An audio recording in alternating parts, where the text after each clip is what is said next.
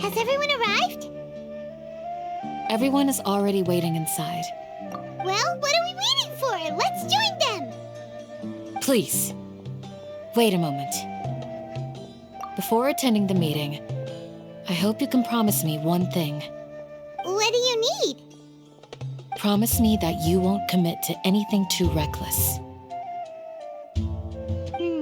What do you think? Okay.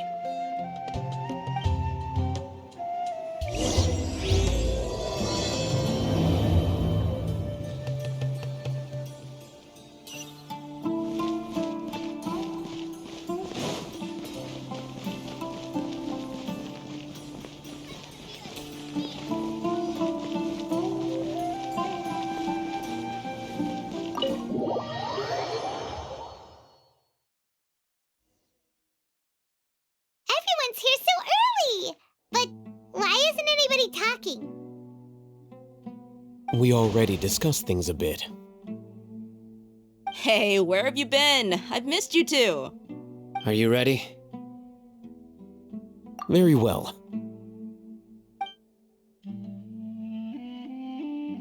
Are you sure this is gonna work? I gotta admit, it's bold. Color me impressed. It's worth a try. The point of discussion is to arrive at a solution. Let's cut the small talk and move to the next point. You're making Paimon nervous.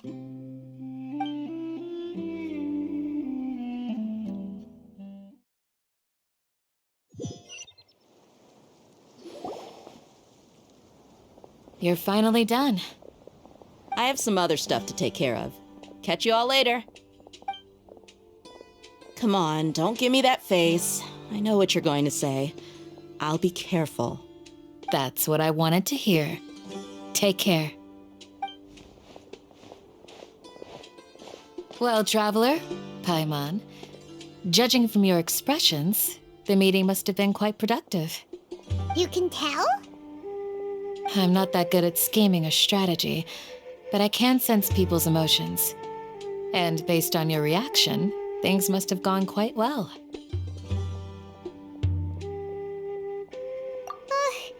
Paimon's a little worried.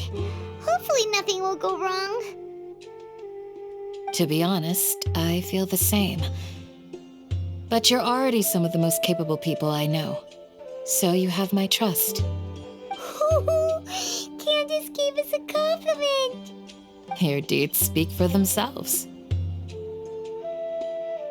Candace, we stayed behind to tell you that, although you won't be coming with us, we'll be sure to remember your words.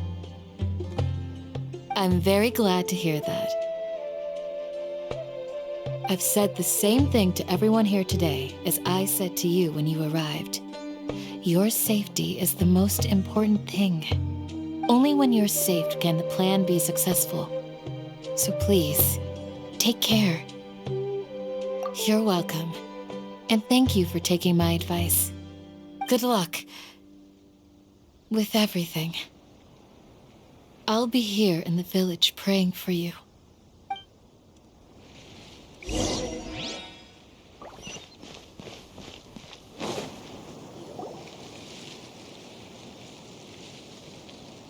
Sounds good. I'll go make some preparations. Okay. I'll hit them! Have you finished saying your goodbyes? Yeah! Also, Candace told everyone to be careful. Yes, she did. But I think my point also bears repeating. Our plan is not child's play. We won't be able to achieve anything if we're simply careful. We must go beyond that and fully commit ourselves to it.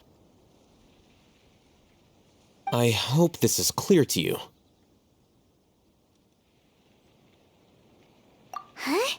Shouldn't you be saying something more cheerful to boost our morale right now? Didn't we already do that during the meeting? You can never have enough words of encouragement. In that case, Candace can cuddle you to your heart's content while I continue to remind you of the seriousness of our situation. We all have our jobs to do after all. It's like how some people can be put in charge of logistics while others will fight on the front lines. Speaking of the front lines, you don't look anything like a soldier. Of course. Compared to the mercenaries, I'm merely a feeble scholar. But the advantage of not being a mercenary is that I get to stay in a safer place and offer my strategic insight. Just think about that mercenary who lost his mind. Mercenary groups are facing constant danger every single day. Well, being a scholar is also a high-risk occupation, and you are a scholar. I'm not like the rest of them. Even among members of the same species, some will exhibit far more potential than others. This guy. Paimon still remembers when those mercenaries in Port Ormos called you a lunatic. All intellectuals are lunatics in the eyes of fools. I'll take that as a compliment. That reminds me. Do you remember the record we saw in the King Deshret ruins? It mentioned forbidden knowledge. You have a good memory. Forbidden knowledge has the power to drive people insane, but this fact has never been shared with the public. Even I, who has worked in the academia for some time, was never once informed of this. I think those mad scholars and mercenaries we encountered may have all fallen victim to the corrupting qualities of forbidden knowledge. But the academia has always held a different view. They have always believed that symptoms of madness are a side effect of human contact with divine knowledge as mere mortals. Come to think of it, perhaps the academia has also never understood the true nature of forbidden knowledge, and thus always approached the issue from the wrong direction. The Withering, Elazar, and the sandstorms. Don't you think what is happening right now across Sumeru is rather similar to the forbidden knowledge pollution that occurred in the desert thousands of years ago? But Paimon thought that Irminsul's disease is what caused the withering and the sandstorms. At least, that's what Tainari told us. Wait a second. Could it be that? Ah, you've connected the dots. The cause of Irminsul's illness may precisely be the pollution from forbidden knowledge. But if that's the case, what should we do? This is huge! Wait. Why do you think Lesser Lord Kusanali would have a solution to this situation?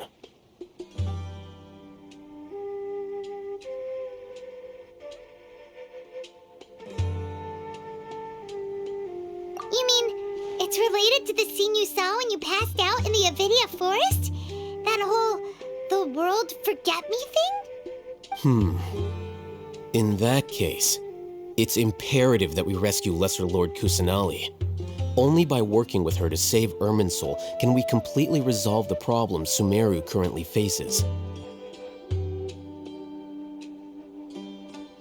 To make sure we're still on track, I would like to check on the state of some of our preparatory work. Where are we going? To an Eremite base. Oh, you made it. Huh? What are they doing here? I gave them some technical work to do. Ah, it's the scribe. And is that the traveler I see? How's the work going? Ah, yes! We have fixed the devices according to your instructions. One of them is already ready for use, while the others are still under repair. Aren't those devices for canned knowledge extraction? What are you doing with those? Look here. Huh? More canned knowledge? Are you going to put more weird stuff into his head again? What's that look on your face? Are you scared? Paimon's a little scared, but very, very furious! That's an interesting response. Anyway, we're not going to use this just yet. As I mentioned during the meeting, this knowledge capsule contains a decree I drew up in the past. The academia should also have their own copy. And according to the plan we just came up with, Traveler, I want you to record something into this capsule. Do you believe we can save Lesser Lord Kusanali? Good. Conviction is the most important part of all of this. Now, please get ready and put on this device. You to record our conviction into the knowledge capsule? Yes, Paimon is still really I understand. But trust me, Paimon, this is something we have to do. It's best if you can, because to achieve this impossible task, it sounds like you'll need to fool your own heart first. Although it may feel like a trick, self-encouragement may be the most important tool we have. Paimon can see the point you're trying to make. Imagine this. We have orchestrated our plan and successfully rescued Lesser Lord Kusanali. As a result, we have changed Sumeru's entire political landscape. Everything went without a hitch, and everyone recognizes and praises our achievements. Now, open your eyes. Here. What's this? Read it out loud.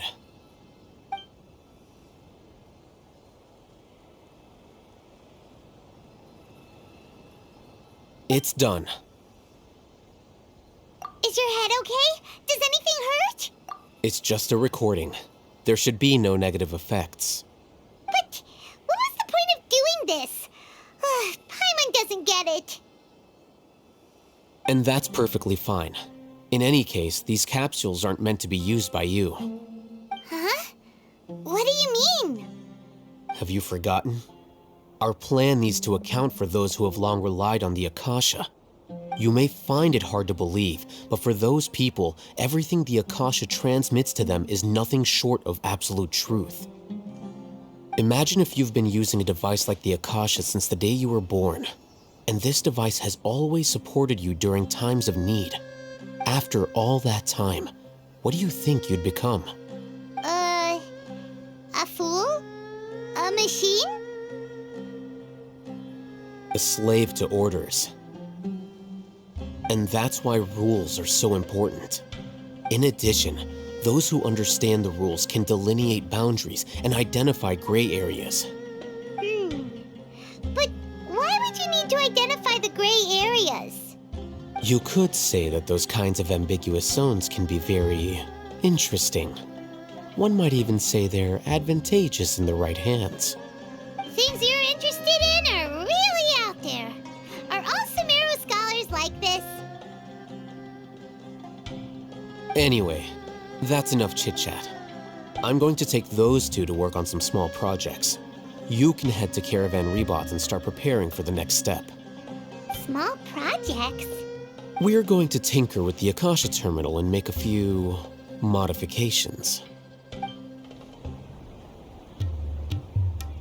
I thought we agreed on a plan. How can you go back on your word?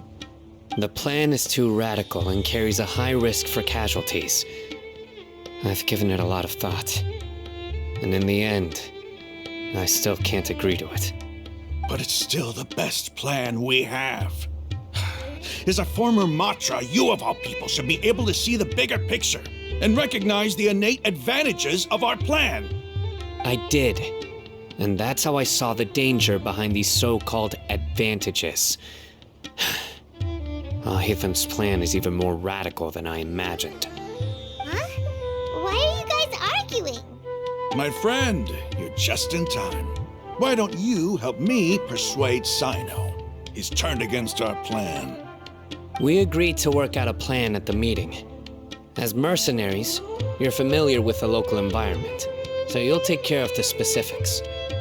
But then, you went to Alhaitham for suggestions. Had I known Alhaitham would give you those kinds of suggestions, I would not have agreed to the plan. Look, you already know that we're all on the same side here, don't you? Mercenaries place a lot of importance on their bonds of friendship, but also will not hesitate to make sacrifices if they deem the situation to be sufficiently dire. I'm sorry, but as things stand, I can't accept your principles. Seems you really do understand the ways of the desert. Traveler, Paimon, this is also something you should know. Ramon's plan is to have me work with the Caravan Rebot guards in my capacity as a Matra. We will arrest the mercenaries and escort them into Sumeru City. Wait, how can we work with the guards? We can't get through that wall easily, remember? Caravan Rebot would never let so many unregistered members of the Eremites enter Sumeru City. My plan will clear us of any possible suspicion, and also let us enter the city as a big group. There is no better way. That also sounds like something Alhaitham told you. Doesn't Alhaitham know how dangerous this plan is? Of course he does. He told me, there is no perfect plan, but this can get the job done. He also said that with the help of Cyno and the Traveler, our chance of success would increase significantly. I never blindly trust anyone, and I've always had a good eye for people. I think he made a number of valid points. It's my own choice to trust you. If I make the arrests alone, I can control myself and prevent you from getting hurt. But I can't guarantee that kind of discipline from the guards. To make the whole thing more convincing, you'll need to resist to some degree.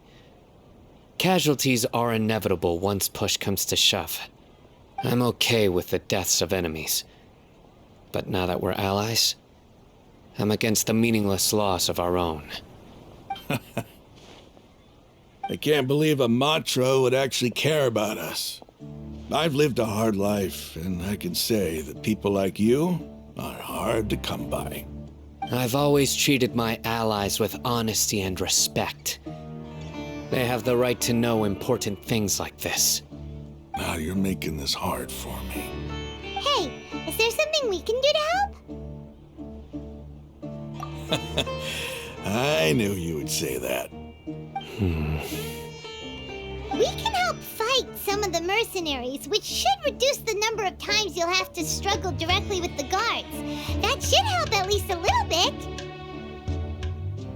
Cyno, on behalf of my people, I thank you for your kindness. But this is a mission we cannot turn our backs on. We strongly value the lives of our friends, but the goal we are about to achieve is even more important. We have no fear of casualties, because we crave the spoils of victory. So please, lend us your support. We will show you the determination of us desert dwellers. Well, now that you've put it that way, I can no longer refuse. But remember, you need to follow the plan and not do anything reckless. Candace made it very clear that we can only achieve our goals if we can ensure our safety. Since you and I both recognize the significance of this operation, there should be no more animosity between the followers of the Dendro Archon and those of King Deshret. Everyone's life is equally important. Okay, you have a deal. Let's do this for our shared dream. Guards! General Mahamatra! To what do we owe the honor? Keep your voice down. This is a secret operation. I'm going to arrest a large criminal gang near this location. According to the Academia's Guide and Regulations on Secret Operations, I have the right to ask for the cooperation of Caravan Rebot. Ah, of course. Mahamatra Cyno's order is the Academia's order. Just let us know what you need. But who exactly are you planning to arrest, and how many people are you expecting? Depending on the scale of this operation, we may need to report it to our superiors. They're a squad of Eremites whose number is comparable to Ain el Akmar in Port Ormos. They're involved in the theft and resale of supplies from the Academia. As many as Ain el Akmar? This should definitely be classified as a joint operation. Then I suggest that you report this to your superiors as soon as possible, and treat it as a top priority desert operation. I will need personnel. Got it. Please wait a moment. I'll contact them immediately.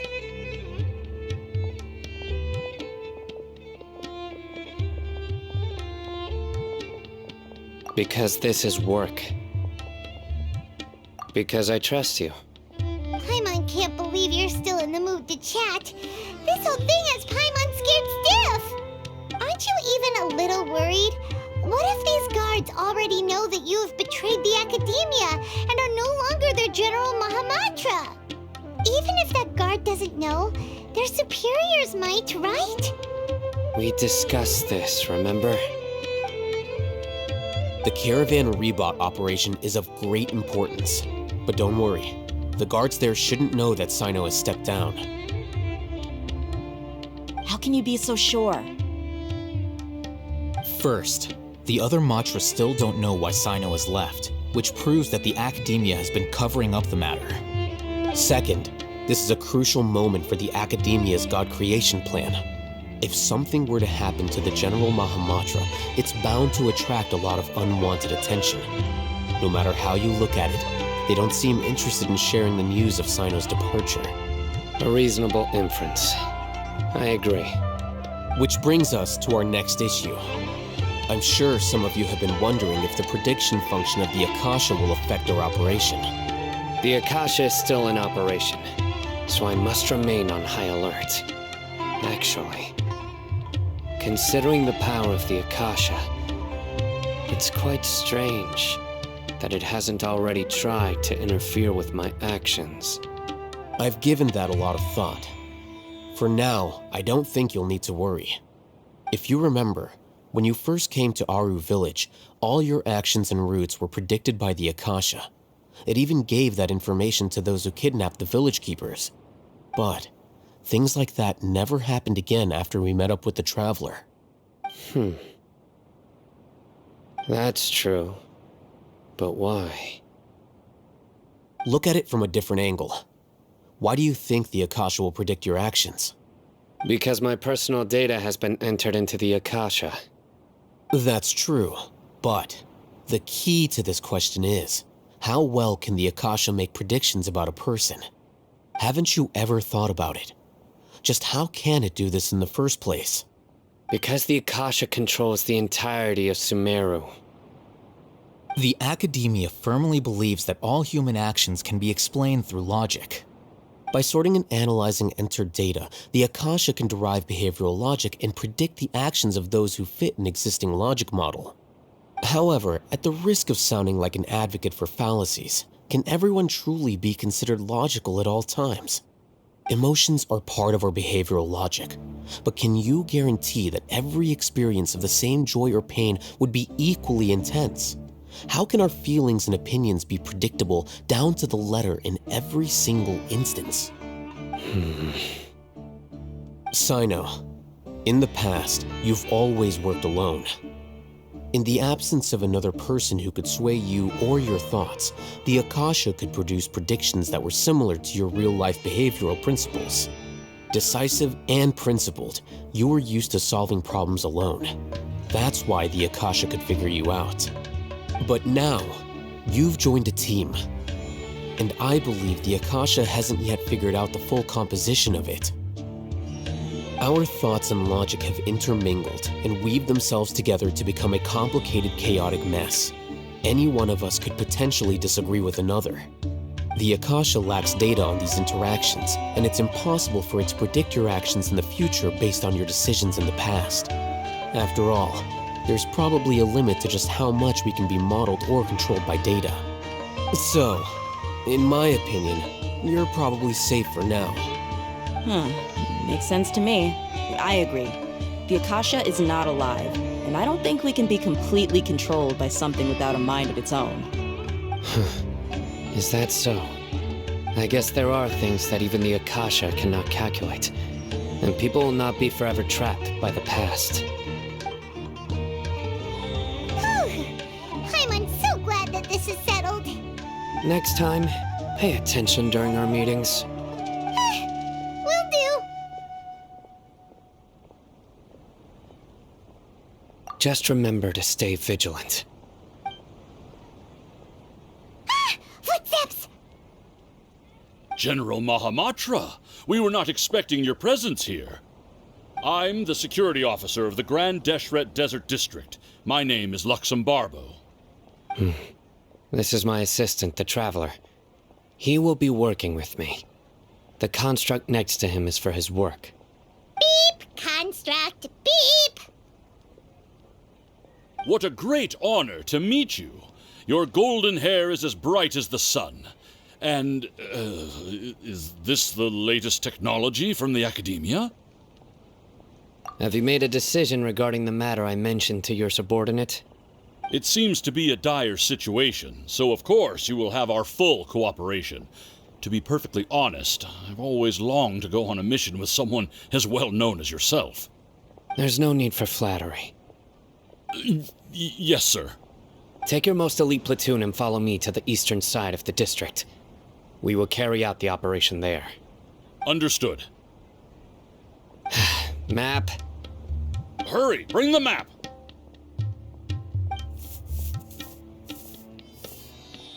In 2 days, we will engage Ramon's Eremites and capture all of them.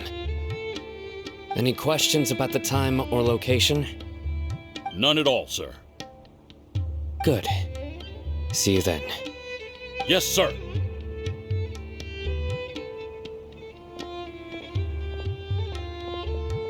Maybe hanging around the General Mahamatra isn't so bad after all.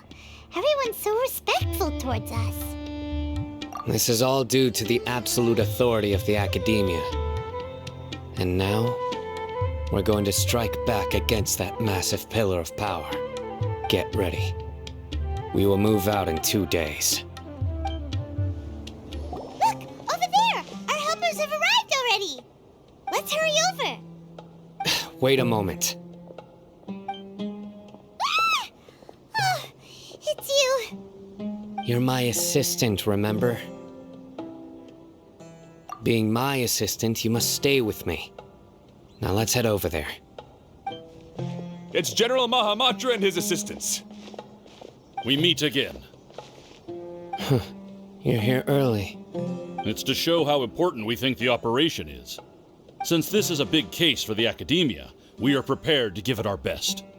I'm glad to hear your sense of resolve. Remember, we must capture them alive. They are our only leads for the case. If they die, we will be unable to continue the investigation. Understood. Everyone! The Eremites are approaching from the west! Make preparations and be ready for combat. Halt! Oh? What a warm welcome! What do you want? Judging from those shiny weapons in your hands, it seems like you're not interested in a deal.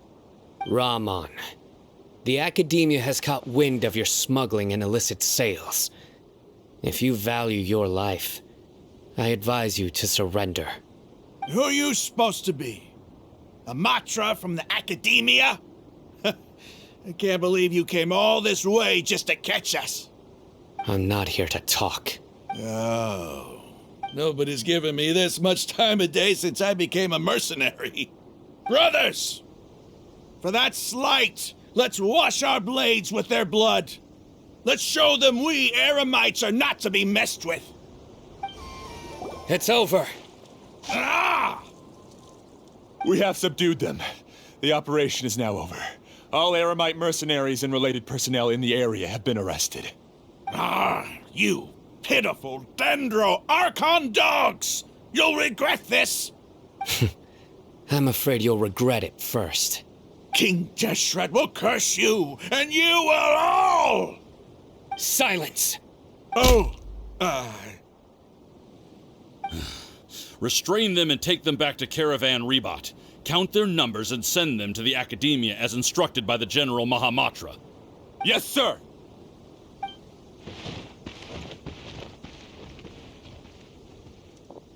Mahamatra Sino, I will now take my leave. If you need further assistance, please come to Caravan Rebot and ask for me. Understood. You are dismissed. There they go. Let's talk elsewhere.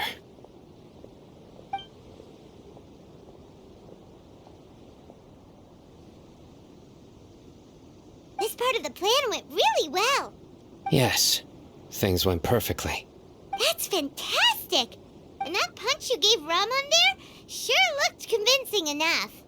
Once we're done here, I'll return to Caravan Rebot and oversee the group's transport. I promise.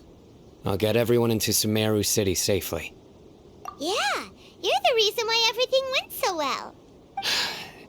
It's not the time to celebrate yet. I believe Dia should already be waiting for you. Go join up with her. She will need you to introduce her to Tighnari. Speaking of which, is it really okay for us not to share the full plan with Tighnari? What if he'll feel miffed about it and refuse to work with us? I have a very close relationship with Tighnari. Given how well we know each other, I believe my message alone should be enough to bring him to our side. He knows I won't make jokes about things like this. If we need help, Tighnari is the best option. Get ready for the next phase of the plan. Don't keep them waiting. Dia! We're here! It's about time. Didn't you say our part of the plan is the most important of all? And here you come rolling in late. In the time it took you to get here, I already did 5 laps around the place, downed 7 drinks, and even did some clothes shopping. Sorry. We didn't mean to keep you waiting. I just wanted to fix your attitude and rub it in a little. After all, you took your sweet time getting here, and we've got important stuff to take care of. I just like seeing that serious look on your face. All right, I'll stop. All joking aside, I'm glad you're here. Let's get moving and take care of this as soon as possible. But where should we start? Our responsibility is to get a status update on the Fatui Harbinger known as the Doctor. We need to make sure he won't get in our way when we rescue Lesser Lord Kusanali. Dealing with an institution that controls all of Sumeru is already hard enough. If the Doctor were to crash the party, it would be next to impossible for us to achieve our goals. Yeah, we sure don't want him showing up. Ooh, he really gives Paimon the creeps. Right? Hearing his name just reminds me of those stuffy old geezers in the academia. I'd rather not have to deal with someone like that.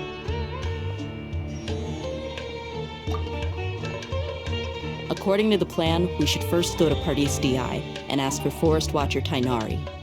If all Hatham and Sino's sources are solid, then we can be sure that Tighnari still has the Academia's trust. So, we'll find Tighnari and convince him to get us the latest intel on the Doctor. Then, depending on what we learn, we'll make any necessary adjustments to our plan. The sages have placed spies everywhere on the other side of the wall. I'll follow you as a bodyguard. You should be honored. I don't offer my services to just anyone you know. But Paimon thought mercenaries would do anything for Mora. That's certainly true. But when multiple employers are vying for your services, you should always go with the best offer. Let's see. If I were to charge you a bill, I guess I can apply a discount. How much more do you want? I was not sure we can afford it. How much do I want? Hey, how about paying me with a smile? What do you say? I haven't seen you smiling much recently. If you ask me, someone like you must look lovely when they smile. Come on, give me a smile so that I can be less worried. Looking good! I hope this pretty smile will become our lucky charm. There are many kinds of smiles, but only a truly joyous one can bring blessings to others. Let's consider this smile a down payment for our future victory. Let's go. It's time to pay a visit to Pardis Di. Tighnari! Ah, Traveler, Paimon. And you are? Hey there. This is our friend Dia. She's an Aramite mercenary. A mercenary? You must have some big news for me. It's something really important. Please help us out. All right, then follow me.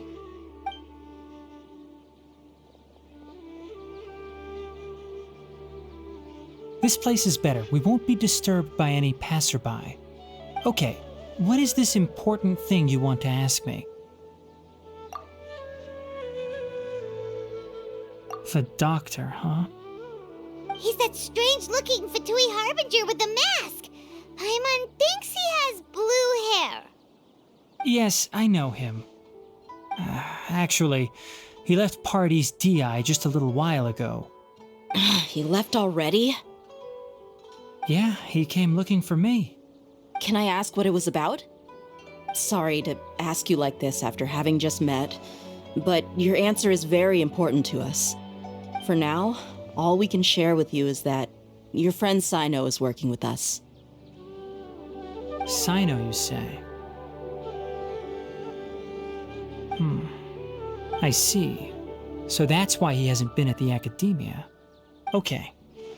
I will answer your questions and will assist you any way I can. You don't have to tell me everything that's happened. Cyno's name really does work wonders. You're not even a little worried that we might have made it all up? Despite having just met you, I can sense that you're the serious type.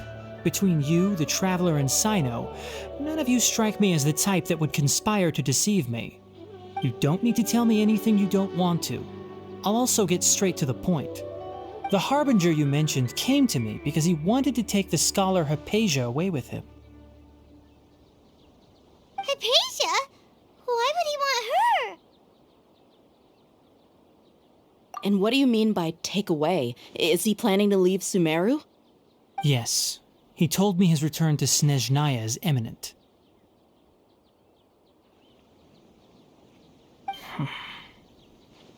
So you mean... you're leaving this place soon? Indeed. Otherwise, we could have perhaps talked a little more. I was just about to set out when I remembered something important. To that end, I made a final trip to Pardis Di. Let me ask, have you been taking care of a scholar by the name of Hypatia? Your sources are accurate. No doubt because you recruited many informants. But you're right. Hypatia has indeed been receiving treatment from me. Forgive me for asking, but how's the treatment coming along? Given the way you're asking, I assume you have something to say. Since you asked, I'll be frank. I would like to take Hypatia to Snezhnaya. It's incredibly difficult to transfer a patient. As a scholar yourself, shouldn't you at least be aware of this? Oh? I can't believe your utter lack of faith in me, to the point of even questioning my general level of knowledge. How unbefitting. Well, you're the only one who's ever made such a request. I have my ways of keeping her safe during the journey. In addition, I can also promise that under my care, Hypatia will receive the most advanced and effective treatment. I will personally supervise her treatment and see to her recovery. Would that be agreeable to you? Hypatia was born in Sumeru and remains a scholar of the Academia. Her situation has not become dire enough to necessitate her transfer to another nation. Transporting her to Snezhnaya is risky, and the potential benefits are unknown. As the person currently responsible for her treatment, I cannot possibly sign off on this transfer. Your suggestion is rude and reckless. I'll pass. I don't know much about the doctor, but after talking with him, I realized that, just like many other scholars, he possesses an aura of arrogance that I've come to detest. It's not so much that he's looking down on others, but more that he's so confident in himself and his abilities, to a point of near insanity. I would never refer a patient to someone like him. I prepared myself for a protracted battle of wits, and was really surprised to see him just give up on the topic. Still, his reaction really concerned me.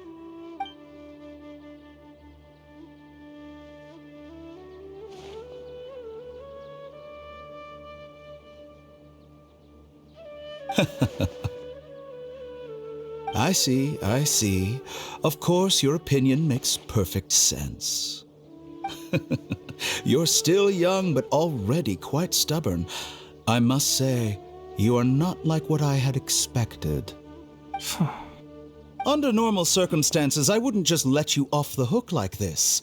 But unfortunately, I'm in a hurry today, what with Her Most Noble Majesty the Tsaritsa calling for our return. Luckily, there is still some time left for me to take care of everything before I leave. It's just as the Academia said, you're a responsible and gifted scholar. Sadly, even with all of that, you're still lacking a bit of shrewdness. And that's also why people like you can never realize that sooner or later, everyone must pay the price for what they've learned.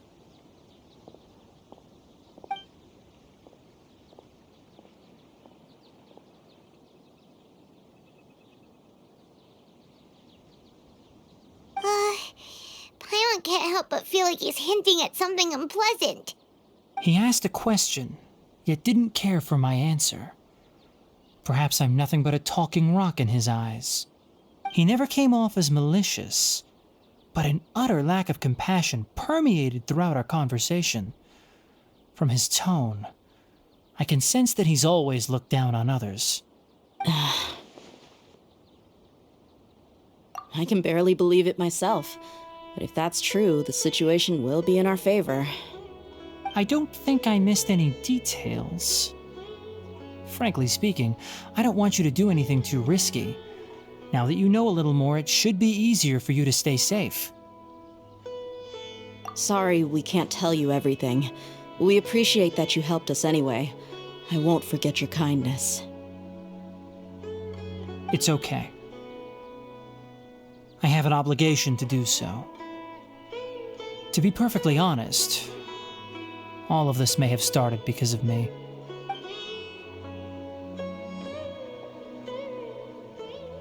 Recently, my master wrote several letters to me, asking me to return to the academia and assist him with his research. Hasn't he already asked you several times before? Yes, but there's something off about this most recent batch of letters. The handwriting and tone are both familiar, but some details have been omitted. My master will occasionally leave a few dots on the back of the letter. 1 dot means that he wrote the letter on a sunny day, and 3 dots stand for a rainy day. This has been a habit of his for many years, but I didn't find any dots in his recent letters. I believe something may have happened to him. I get it. Since you are always at Gandharvaville, you would like me, someone already working at the academia, to investigate this matter, right? I'd like to ask you to do that for me. If you can keep yourself safe, please withdraw immediately at the first hint of danger. I can do that, but I have a feeling it won't be that simple. The academia has been working on a big project. I'm not quite sure what it is, but your master might be involved with it. If the higher-ups really are hiding something, then it will be difficult to remove myself from the situation once the investigation starts. If the situation becomes critical, I'll leave the academia. If you don't see me there for an extended period, that's your cue. All right, we've got a plan. I'll stay at Gandharvaville to support you. If that scenario comes to pass, you must be extra vigilant. And be wary of any messages or direct requests from the academia. If that scenario comes to pass, you must be extra vigilant. And be wary of any I must say, I didn't... Being loyal to the academia doesn't mean blindly doing whatever the state... On that note... The academia, yeah, I suppose he's lucky. I see. So you noticed something was up with the academia from the very beginning. This may well be how Sino became involved in all this. Also, if you run into Sino again, please help me pass on a message to him. Trust your own senses and experiences. I think this may be something he needs to hear right now. Okay, we'll find a chance to tell him. Thanks. Right. Now let's go hunt down this Harbinger. Oh, by the way, which way did the doctor go when he left Pardis DI? That way.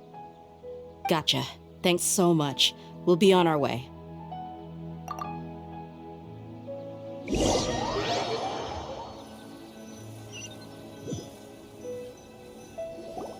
According to Tainari, the doctor is leaving Sumeru soon. I want to check if the doctor was actually telling the truth. He also said that he'll take care of everything before he leaves. What did he mean by that? We need to be extra careful when dealing with a person like him. Just to be safe, let's chase him and see what we find. But we have no idea where he went! How can we start chasing him? We'll do it the mercenary way. I'll find leads as we go. All you have to do is just follow me. That Harbinger may have tried to cover his trail, but he still left some traces. Or perhaps he never even thought about concealing his whereabouts. Maybe that's just how arrogant he really is. Yep, we're headed in the right direction. The traces are still fresh, but there's no sign of his entourage. Clearly they're in a hurry. It's just as I thought.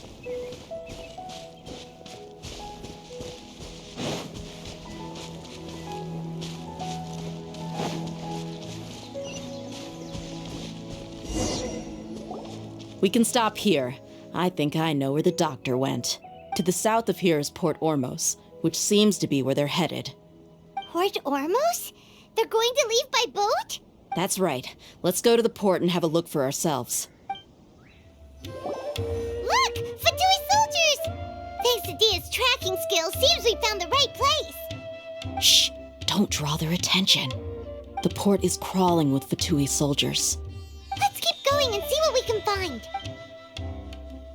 Now this is a proper farewell ceremony for a Snezhnayan Harbinger. The Lord Harbinger is leaving. I've still only seen him once or twice. I used to hold a position in our homeland, and back then, the doctor spoke in a very different way from the way he speaks now. Maybe the way people talk in Sumeru has rubbed off on him? It's always like that when you spend too long away from home. When he gets back to Snezhnaya, perhaps it will also take him some time to get used to the life there again. Huh? But, sir, that can't be right. No, I remember it like it was yesterday. Both his expressions and tones are now very different. Also, for some reason, he seems like he's all smiles now. You must be mistaken. Nobody's supposed to look happy when they're on a business trip.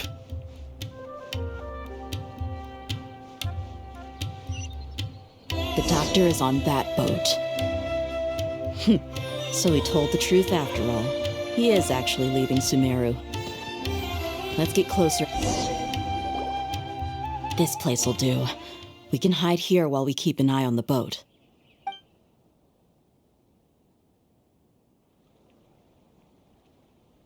Uh-oh. He saw us. Huh? Is he waving at us? It's time to say goodbye. Wait, is he the only person on the boat? You mean there's nobody with him? And where are all the soldiers we saw in the port just now? They were all here just a few minutes ago, but now they vanished. So this was a trap. Wait, don't tell me that. Luckily, there is still some time left for me to take care of everything before I leave. Oh no. They might be after Hypatia. Let's get back to Party's Dia. Huh? What do you mean?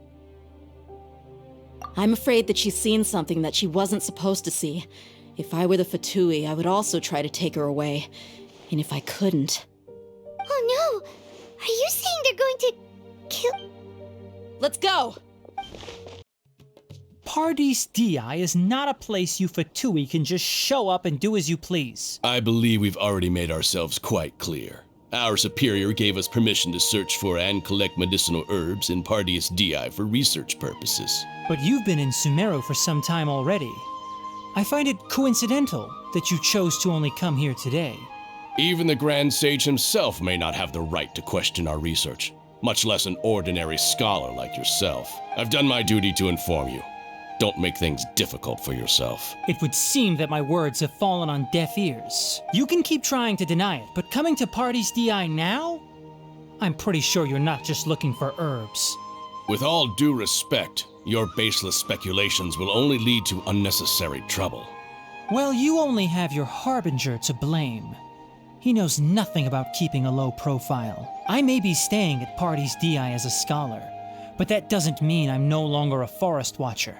It is still my duty to protect the peace and safety of the scholars who have contributed so much to Sumeru. Then it seems our conversation has hit an impasse. No one will lay a hand on you, Hypatia. Not on my watch! We're not getting anywhere. Traveler, Paimon, please go to Hypatia. We need to make sure they don't try to sneak around and attack from behind. Got it! Hypatia's still here. Doesn't look like anyone's broken in.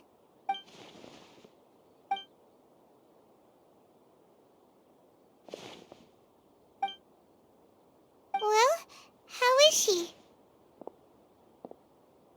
Oh, that's good.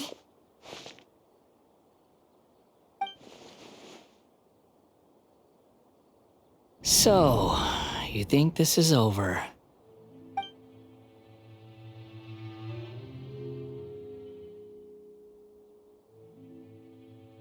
What? The Balladeer is here?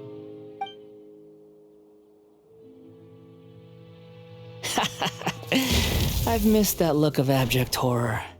You've given me that look every time we meet. But, where is he?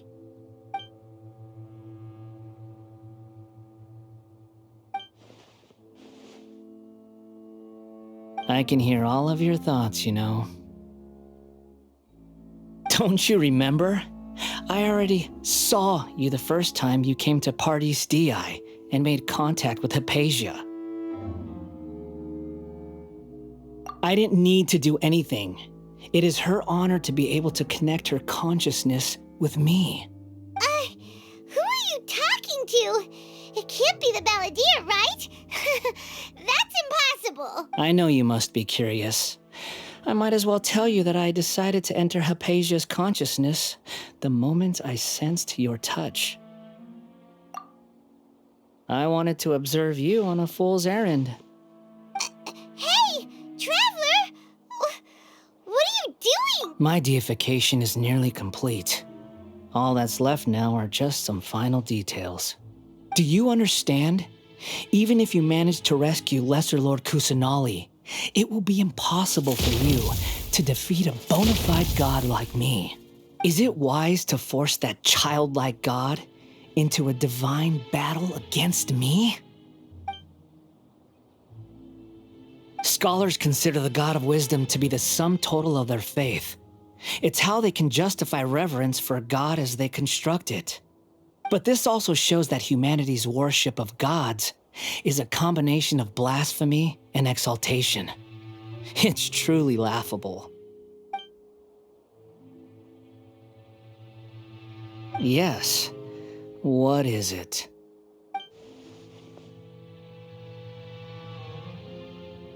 Yeah, I'm in a good mood, which is why I'm talking to you like this.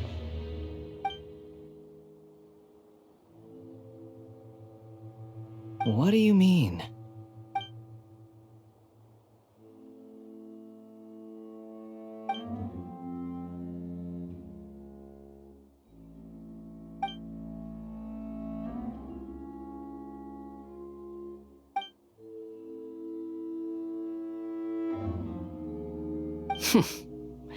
Those words almost make you sound like a friend who actually cares. But you're wrong. I'm different from all of you. I was born to become a god. My entire life up until this point has just been a meaningless routine. Just think about a sheet of paper. By itself, it holds no meaning. The content recorded on it is what gives it value. All I had recorded down before were some painful memories and boring human feelings. Such senseless drivel should have been erased a long time ago.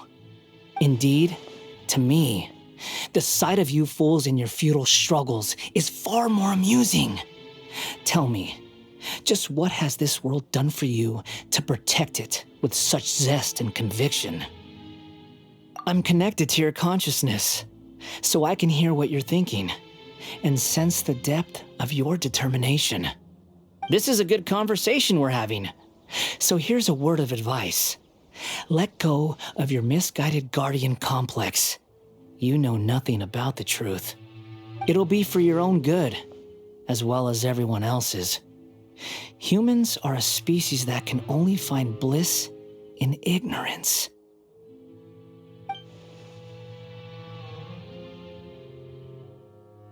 Ah, you've seen my affection for her.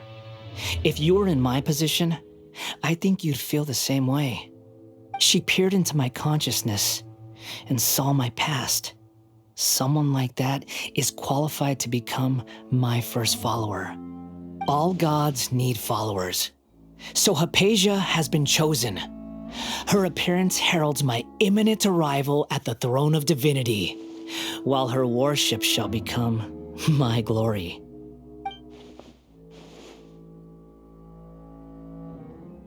You're doubting me again? No matter. Soon, you'll know what kind of authority you're challenging.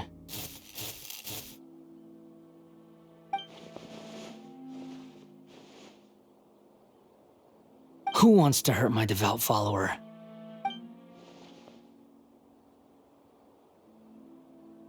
The doctor wants to hurt my first follower?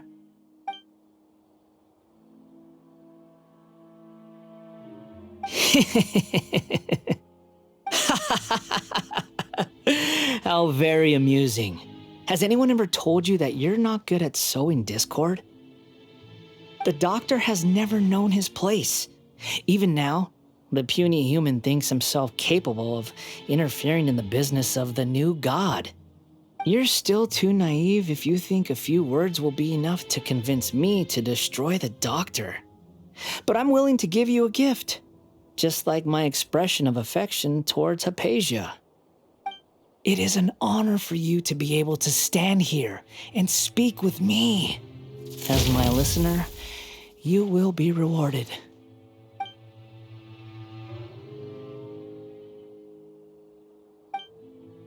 Both good things and bad things can be called gifts.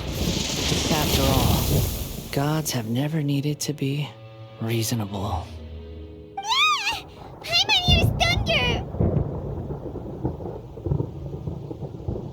That person Paimon couldn't see was the Balladeer? Oh, he sure chatted with you for a while.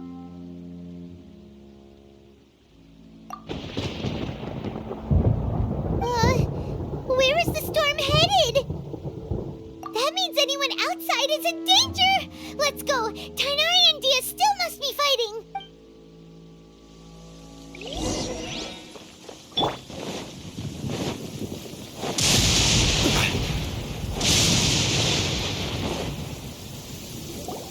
Oh! Have the Fatui retreated? Hey! He's hurt. I'm fine. Don't move. I've seen eremites get struck by lightning before. You need to rest. Struck by lightning? We were fighting, and just as things started looking grim, the weather suddenly became extremely strange. Lightning started attacking everyone, almost as if it were alive. Luckily, there were only two of us, and both of us were nimble enough to dodge most of the strikes. There were a lot of Fatui, though, and they were being torn to shreds by the bolts of lightning.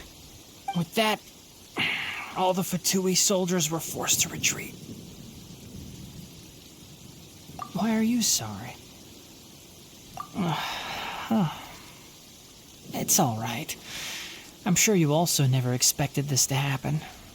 Don't blame yourself. My wound aside, you look like you've seen something unpleasant. Is Hypatia? Hey, didn't I tell you not to move? Just in case. Let's go to Hypatia's place and talk about things there.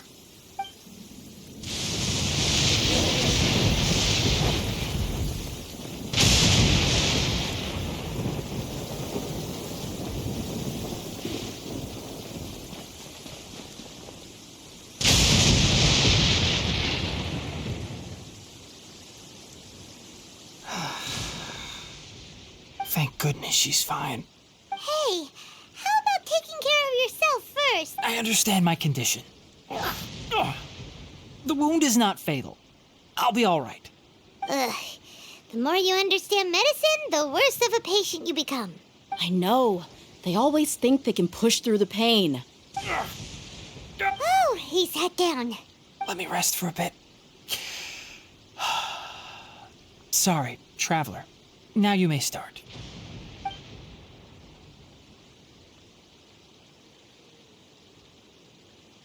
So that's what you were talking to the Balladeer about? Oh, Paimon can't believe what he's thinking. The Academia's God creation plan. How ridiculous. That sounds, ambitious, I guess? Anyway, this is all way beyond me. As long as I can enjoy every day with a drink in my hand, tasty food in my stomach, and a good night's rest, that's enough. I'll only work when I have to. I must be the least ambitious person who's ever set foot in Party's DI. Don't say that. I haven't even thanked you for your help back there. Don't mention it.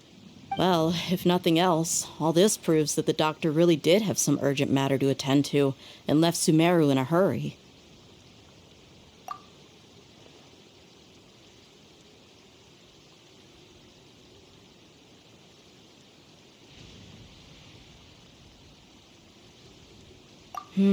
Maybe the Fatui want to cover up some secret of the Balladeer. Is that why they tried to seize Hypatia?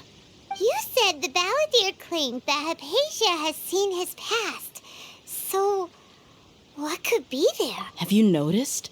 The Balladeer is not happy with the doctor's actions.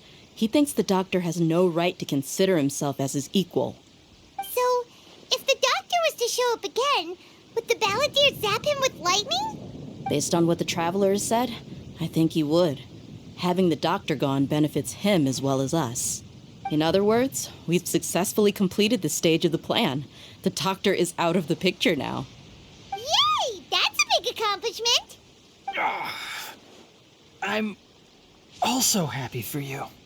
Thank you for the help, Tainari. Make sure you rest up for now. Yeah.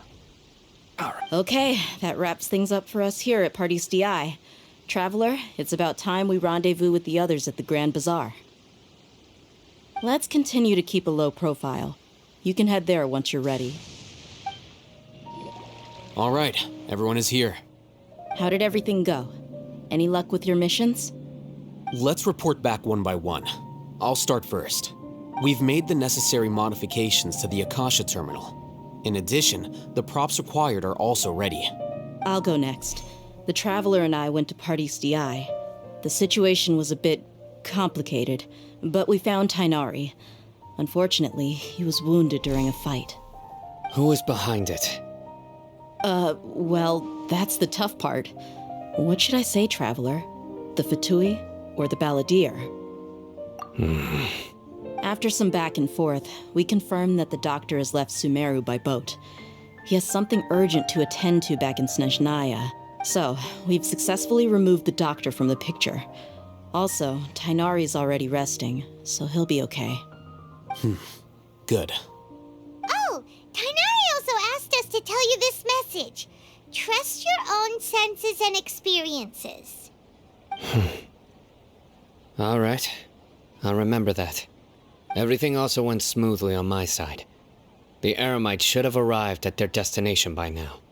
To avoid alerting the quarry, they will stay there for now. I can't believe you actually got so many Eremites into Sumeru City. It's all thanks to Rahman and his brave team, as well as their bold strategy.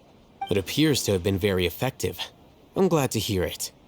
Well, is that everything? Okay, this meeting is adjourned. Huh? Wait, you mean that's it? Well, what else is there to discuss? Shouldn't you end with some words of encouragement? You know, to fire us up now? Personally, I'd rather we all go home and get some rest. I'll hate them. Ugh.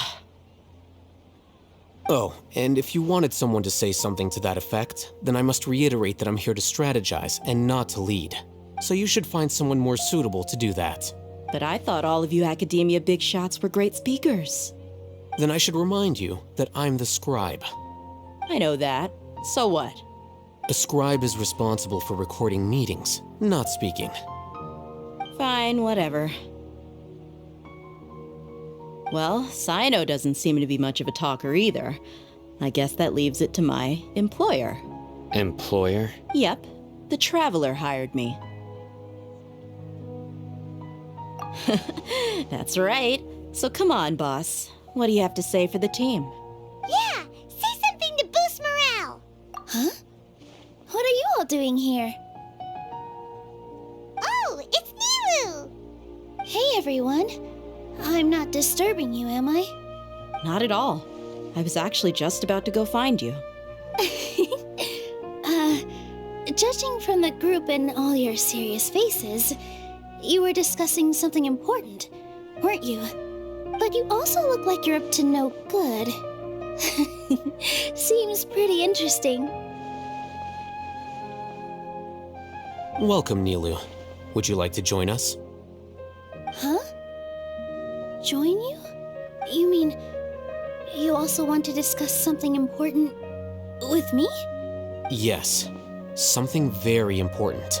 Nilu, are there any breaks in your performance schedule in the upcoming days? Huh? Wait, you're seriously inviting me?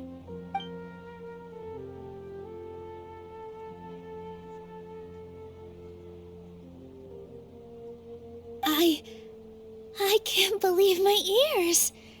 You are truly the bravest and most passionate people of Sumeru, well, that I've ever met. Ahem. Oh, right. The Traveler and Paimon are not from Sumeru, but you are awesome as well. That's right. I must admit that I'm a little scared, but I'll try my best for Lesser Lord Kusanali. If I can somehow use my abilities to help you, then count me in. Remember, believe in yourself. Okay, I'll get my friends at the Grand Bazaar to help us tomorrow. Just remember not to say too much. Be discreet. Yep, you got it. All the preparations are done. Now, can we finally conclude this meeting? So, have you thought up what you'd like to say, boss? Yep, it's a grand plan and we're all super awesome!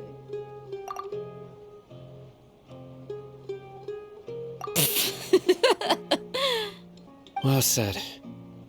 A good night's rest before an operation can be the difference between success and failure. Thankfully, I've had my place to myself recently. It's been nice and quiet. Uh-huh? Oh, nothing. Alright, let's all go home and get a good night's sleep so we can be up early tomorrow. Okay, so I guess that means it's time to say goodnight now. Yep, good night, everyone! Hello, you two. Sleep well? Not really. Paimon got too nervous thinking about today and didn't fall asleep until the sun was almost up. What about you all, Hatham? Naturally, I slept just fine. After all, a good rest should be considered part of the plan, since energy is an important resource. You just want to show off how calm you are. It's crucial to dissipate any tension before we execute our plan. The only thing you're doing is being annoying. Anyway, do you need me to go over the game plan again? Our target is Grand Sage Azar's office. Everyone in the Academia knows that's where the Grand Sage's console is. Only they can operate it. Many restricted commands and operations are executed via that console. I'm sure that console has a way to free Lesser Lord Kusanali. You know, Paimon's been thinking, what kind of technology could let the sages imprison even a god? That isn't something they could have accomplished with their scholarly talents alone. In the Sanctuary of Surasthana, there's a device of Greater Lord Rukkhadevata's that she once used to isolate herself while meditating.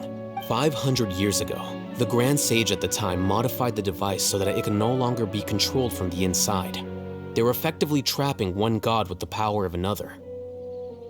So, how are we gonna get to the Grand Sage's office? Don't forget, today is Nyargarbaha Day, arguably the most important day to the Academia. The sages and core Academia personnel are busy loading the latest batch of research developments and legal decrees into knowledge capsules so that they can be entered into the Akasha. All the Darshan's researchers have their noses to the grindstone, and the Academia's grounds are flowing with all sorts of people. It's the perfect time for an infiltration. When the Grand Sage leaves his office to supervise the entering process, that's our cue to access the console and free the Dendro Archon. Well, yes, that's just the visible side of our plan, after all. If precedence holds, the Academia should have already started preparing for Nyagarbha Day. Everyone should be in position. All that's left is for us to lead the charge. Let's go. So are we just gonna walk in through the front door, or? Yes. Were you expecting a stealthier approach? Paimon can't think of a good comeback. All right, it's all on Alhaitham if things go south.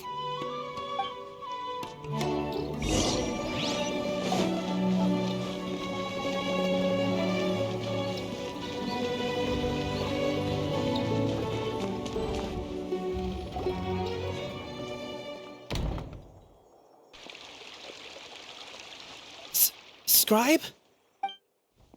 Please, wait. Are you Scribe Alhaitham? That's me. Is something the matter? I'm in a hurry. No. I was just surprised to see you here. I had heard that the sages were looking for you not long ago, but I didn't know what for. And, also, please don't bring outside guests into the Academia. Outside guests? How did you arrive at such a conclusion? Your groundless inference shames the Haravatat Darshan. What did you say? I'm the top student in Haravatat, and I earned 3rd place at the last Inter-Darshan debate. Don't look down on me! That wasn't my intention. As your Haravatat senior, I just assumed that you possessed a greater aptitude for critical thinking. Look, based on what you already know, the purpose of my return and the reason they're here should be obvious. Is that so? Wait a moment. Let me think. Don't tell me the answer. The sages search for you. A blonde-haired traveler. Outside guests. So, from the start, the sages weren't looking for you, but this traveler? And you were gone from the Academia for so long because... Hey, shh. Yes, you've proven yourself as the top student in Haravatat. I surmise you've arrived at the correct conclusion. As I expected. Please, forgive me. I wasn't thinking clearly just now. Thank you for getting me back on track. It's nothing. We'll be on our way then. All right. Thank you for your contributions to the Academia, Scribe.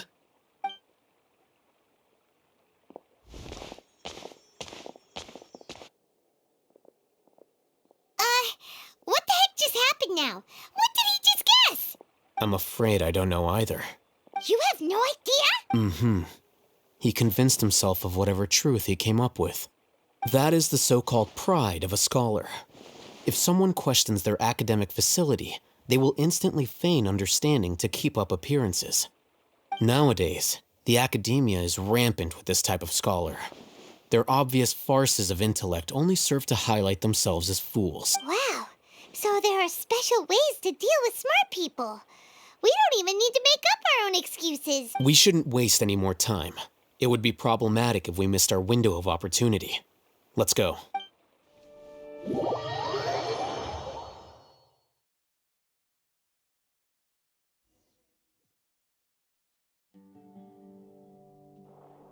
Is this the Academia's library? Indeed. Known as the House of Dana, it is quite possibly the most extensive special collections library in Teyvat. There are a lot of students going through here. Is it really okay just to waltz right in? The Academia marches to a fast beat, especially since it's Nyagarbha Day. They're all occupied with their own matters. Just act natural. Now, hurry along.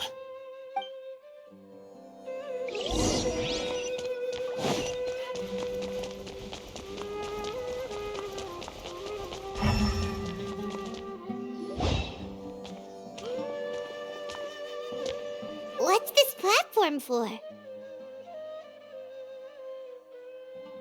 It's a lift that Academia personnel use to access higher floors. Are we gonna take it then? The Grand Sage's office is up there somewhere. No, not right now. We can't guarantee that we won't run into the Great Sage. Let's step back and observe for now.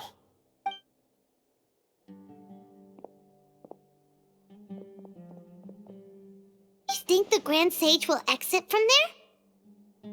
And after he does, we'd sneak past him? Oh, Paimon thinks that's really dangerous. Who knows? However, if we can confirm Azar's current location, our operation will be much safer if we... Allow me to offer you a hint. If you wish to know his location, look behind you. You're... What's Grand Sage Azar doing here? Do not tell me you believed the Academia would not grow suspicious of you after such a prolonged absence, scribe. An eyewitness had informed me of your whereabouts, so I came to personally welcome you. Great Sage, I didn't expect you to care so much about me. I'm truly flattered. I'm sure, but compared to you, I am far more interested in these two unexpected guests. You are the Traveler and Paimon, correct? It's a pity that only now have I been afforded the opportunity to formally meet two of Sumeru's most esteemed guests.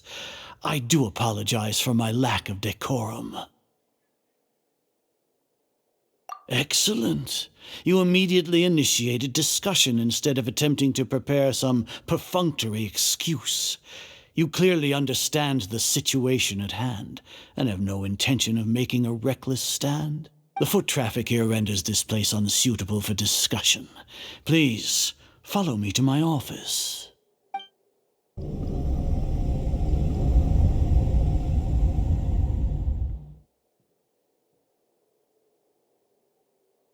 This place is crawling with guards.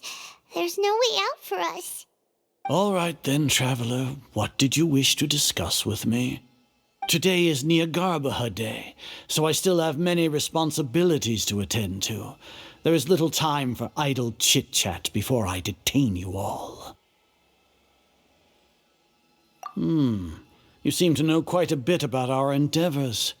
If that is so, then you should be praising our great work, rather than using your trivial misgivings in a futile attempt to sway me. Trivial? Then tell me, what do the Fatui want from me? Worthless. Those are all completely worthless. Benefits, divine power.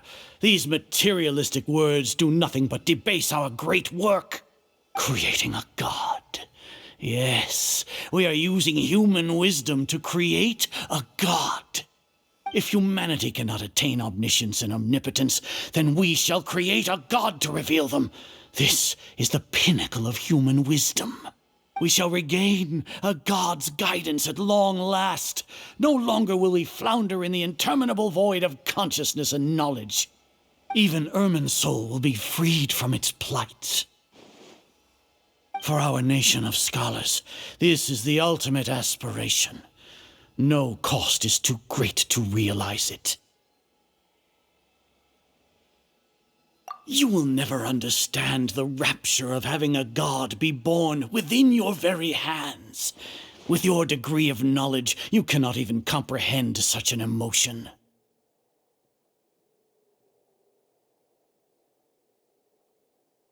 Gods exist on a plane that far eclipses humanity's. Lesser Lord Kusanali, what can she even do?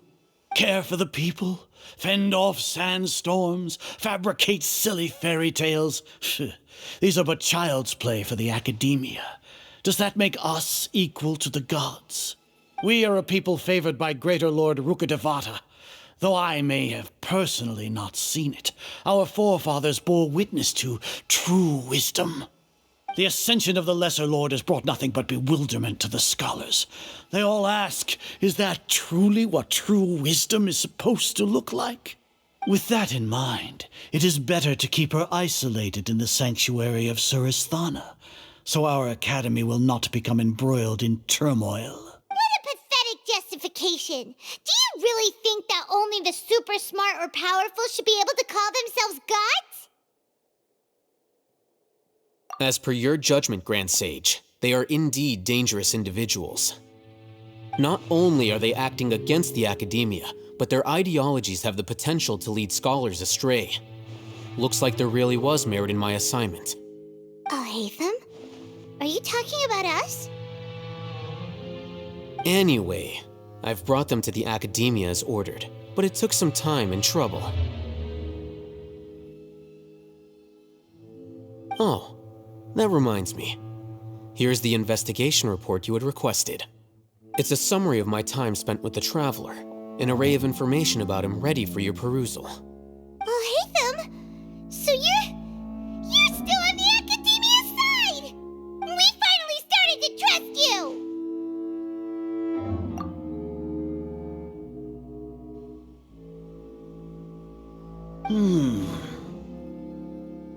Excellent. Detailed contents with no errors. I would expect nothing less than an immaculate report from the scribe. As it is Niagarbaha Day, I'll enter the information on you into the Akasha. Surely you know what that means. We'll be monitored, just like Sino. With the Akasha's calculation prowess, all of your actions will be predicted with an accuracy of at least 98%. Furthermore, your data will be updated in real time whenever new information presents itself. To put it into words you can understand, wherever you go, you will be walking under an invisible leash. This is Sumeru's greatest penalty for dishonest persons. Are you not familiar with the concept that great responsibility begets an equally great suspicion? In any case, you are Sumeru's most concerning external variable. Locking you down will greatly decrease the chance of any undesirable outcomes coming to pass. You're despicable! Despicable? Perhaps from your perspective, but I suppose you had mentally prepared yourselves for this, no? Your ploy was to sacrifice the Traveler here, was it not? Lord Azar, I know what you're trying to say, but I've been following your plan this entire time. Why are you doubting me at this juncture? Must I delineate your entire plan? Very well, I will spell things out. First off, I received an eyewitness report that you were spotted with the Traveler at Caravan Ribat. However, you immediately departed for the desert and escaped surveillance range. Judging by the time, you all likely encountered the truant General Mahamatra in the desert. Am I correct? Maybe Paimon shouldn't have mentioned Sino just now. The Academia had not received correspondence from its scribe for a prolonged time. You were also in the company of the Traveler, a close associate of Lesser Lord Kusanali and General Mahamatra Sino, who had defected from the Academia. With their instigation, what was the probability that you would betray the Academia? Rationally speaking, 50%? 70%? What do you think? Regardless, that's only a guess. The facts are that I've brought the Traveler right before you, and I gave you my report. Indeed, your boldness deserves praise. To think that despite status as an outlander, the Traveler is still willing to sacrifice for the sake of your plan. If I'm correct, you have a contingency plan to save Lesser Lord Kusanali and ruin our great work. Sneak into the Academia on Niagarbaha Day, using Alhaitham's status as the scribe.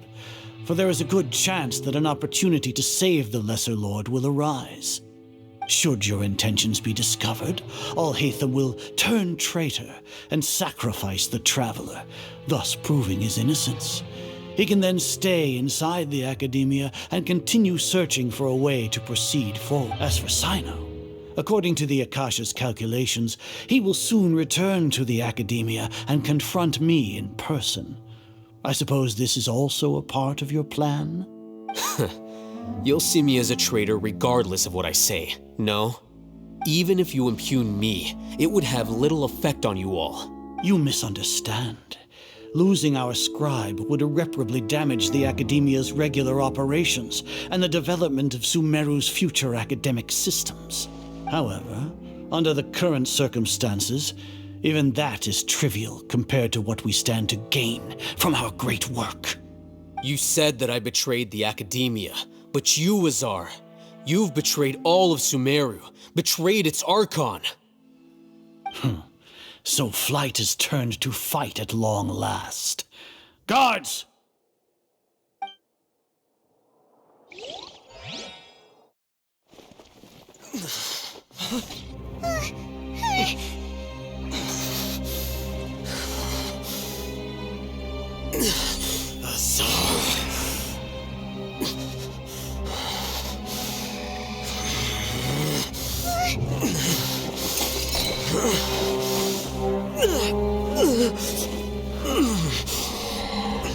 Well, what do we have here?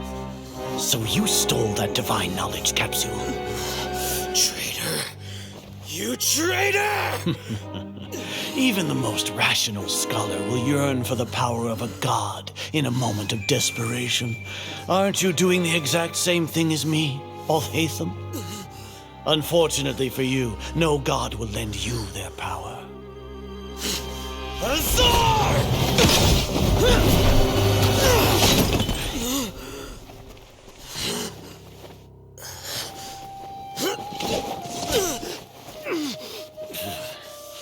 He has gone completely insane.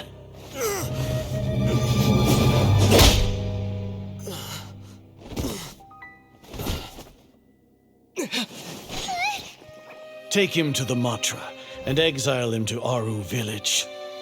Then find someone to take these two to the confinement room. I'll deal with them later. Grand Sage, we've finished all required preparations for Nyagarbha Day. We may begin to enter the capsules now. Excellent. You may begin.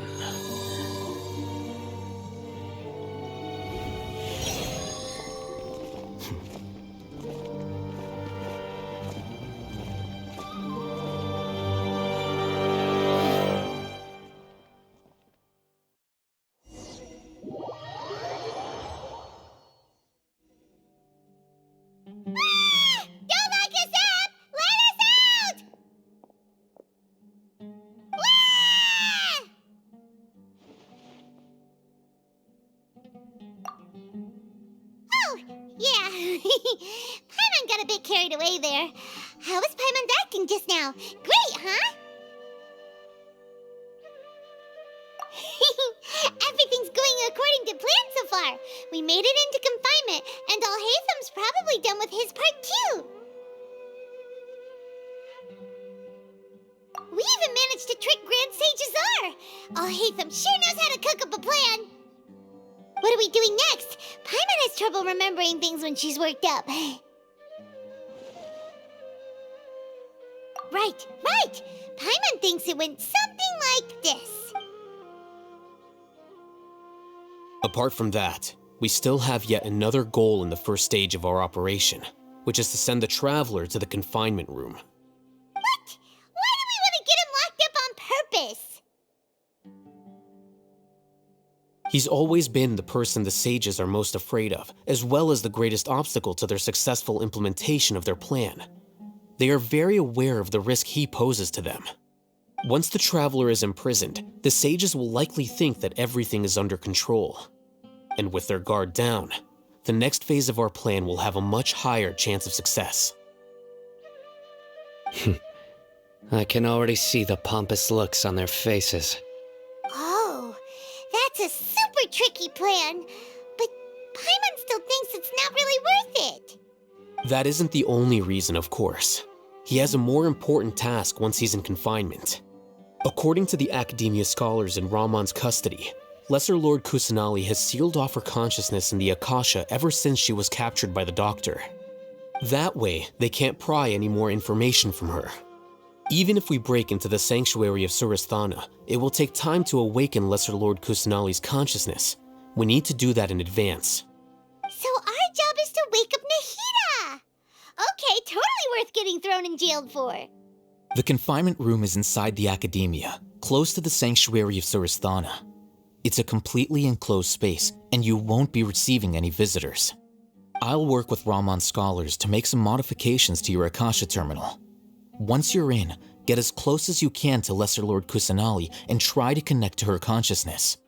However, as for whether she'll actually wake up, that will depend on our luck.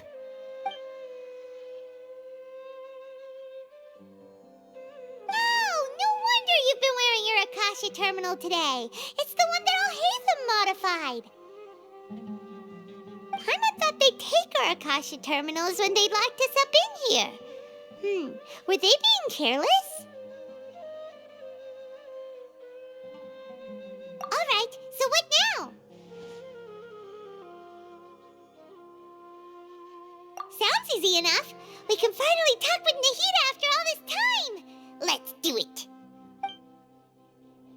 There's a light flashing on your Akasha terminal. It's almost like... the faster it blinks, the better the signal. Whoa, it's Mora. Ooh, Mora. No, Paimon, we're not here to hunt for treasure. Here? No signal again. Is it getting jammed?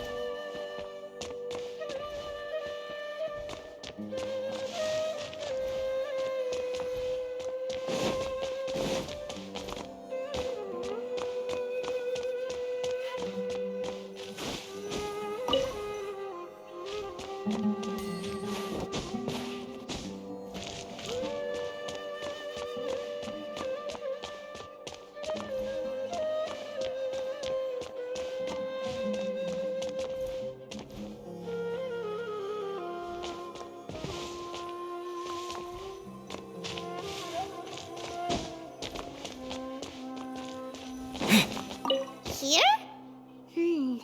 No signal again. Is it getting jammed?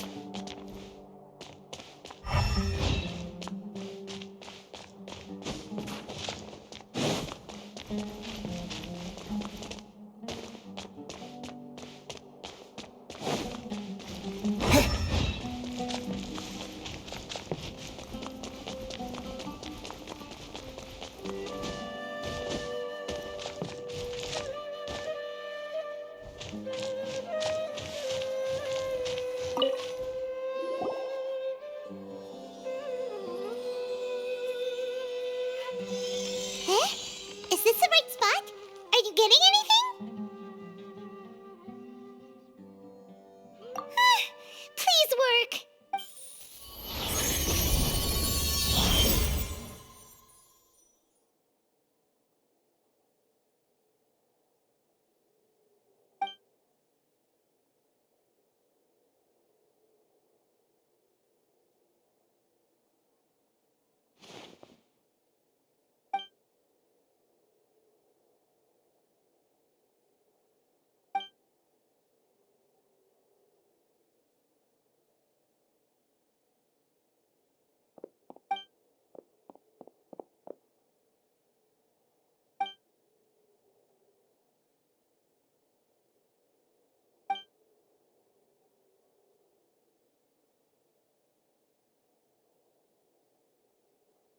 Nahida!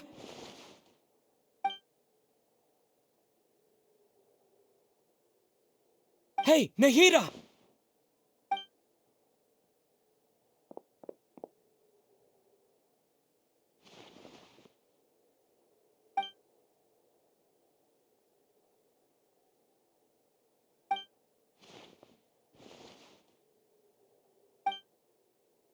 When did it first start? Oh, right. It started from the moment I was born.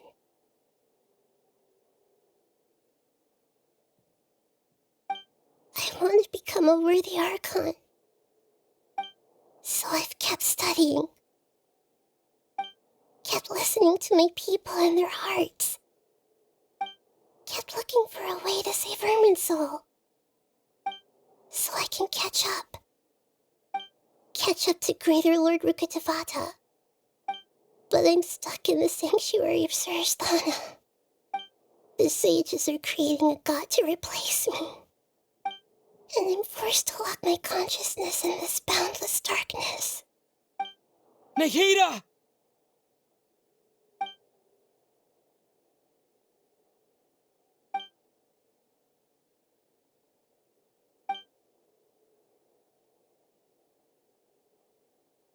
Nahida!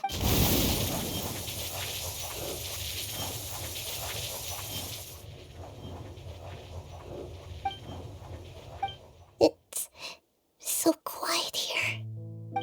Now that I think of it, I don't think I've ever actually listened to my own inner voice. Do Archons have them? Should Archons have them? Have I been doing the right thing? Am I really not needed? How do I really feel about all of this? It's so quiet here. Since you're the god of wisdom, you've known the answers to all these questions since the very beginning, haven't you? Who are you? Whose voice is that? It sounds familiar. You're right, though. I won't ignore my own voice anymore.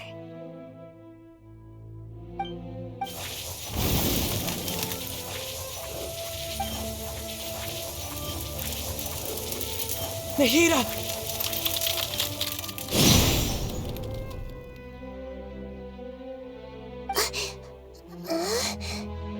Nahida? Did you wake me up? Thank you. Why are you here? We're here to rescue you. Are you alright? I'm fine. It's just... when I think of everything that's happened to me, I feel really angry now. You should have been angry ages ago.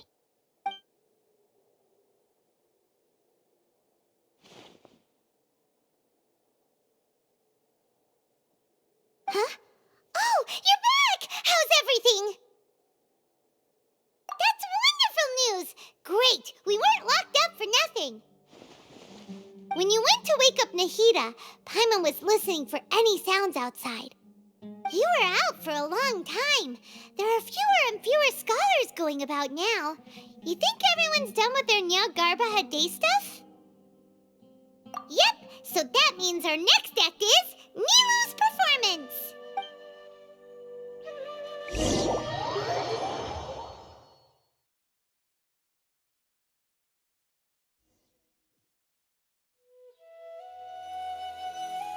Nilu, are you sure about this? You're taking such a great risk for them. I'm sure, and I'm going. You know that I don't like to pass up any opportunity to dance, and this one is especially important. All right. You seem to have a lot of trust in them, so I won't say more on the subject. But if anything happens, the few of us here may not be able to help you. Don't worry. They've been through worse. Everything's going to be fine. All right. You know, if you really do get arrested, we'll do everything we can to get you back. Be careful, even if it's only for our sakes. Thanks, Mr. Zubair. You're so very kind.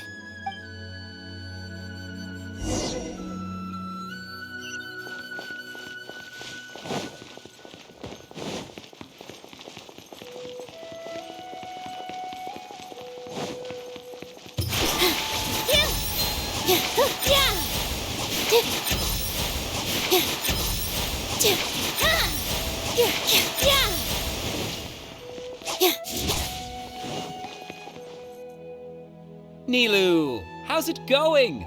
Nervous? Definitely more than usual. But it's because I'm worried I won't dance well enough. It's okay. Just focus on your performance. We'll take care of everything else.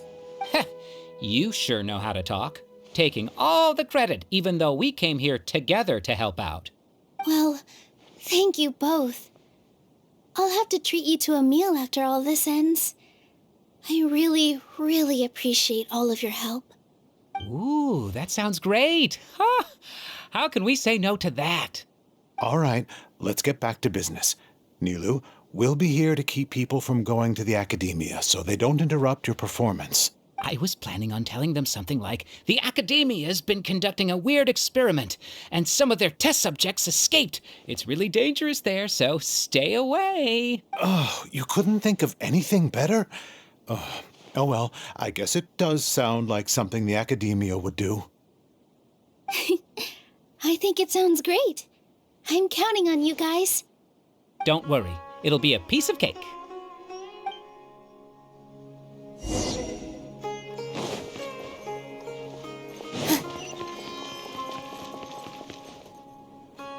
Hey, Nilu! Sorry, it's great to see you, but I'm really busy right now. Our Bait People Away with Yalda Candies plan is working beautifully. Do you want some candy? We have more than we can give out. Vihar, thank you so much for doing all of this. And even dressed up as the Knight of Flowers, no less. I'll pass on the candy, though. I cut back on sweets in the period leading up to a performance, and I'm about to start one. You have a point. The stage is cleared and everything's ready, so you can start your performance at any time. Yeah, thanks to you. I'm really grateful. All right, time to hit the stage. You're welcome. The honor's all mine, since I'll have such a great view of the show.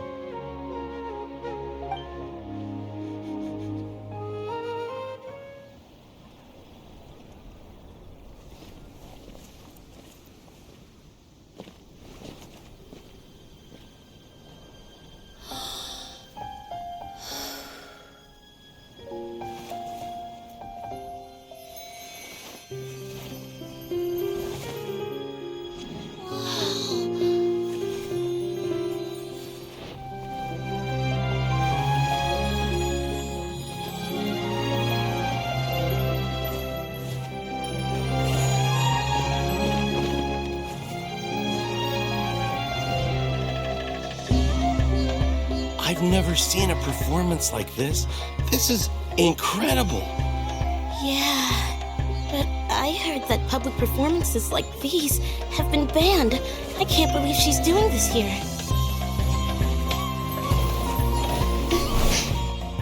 Grand Sage, there's some commotion outside. How uninteresting. Issue the new Prohibition Act from the Akasha to the guards. They'll know what to do.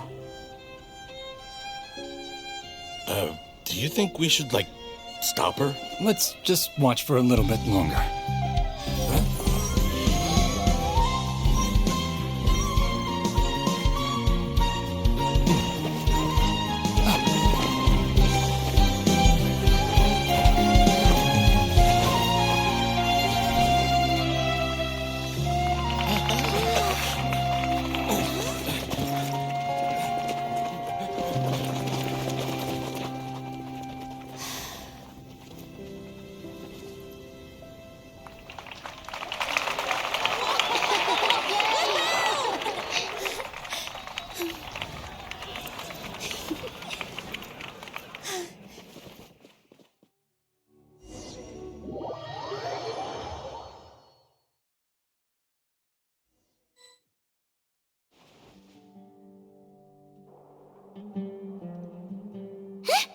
Did you hear that?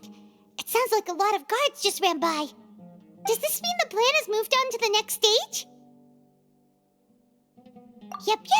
It's great that everything seems to be going well. Come to think of it, when did Alhaitham replace the knowledge capsule that was about to be entered into the Akasha?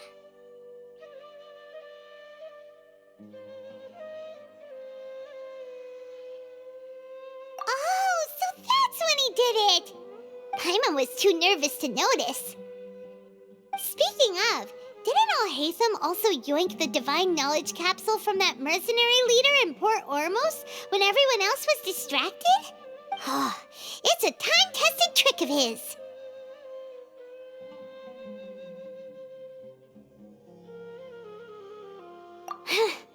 Why are we complimenting him? Yeah, he's smart and all, but he still makes Paimon's blood boil.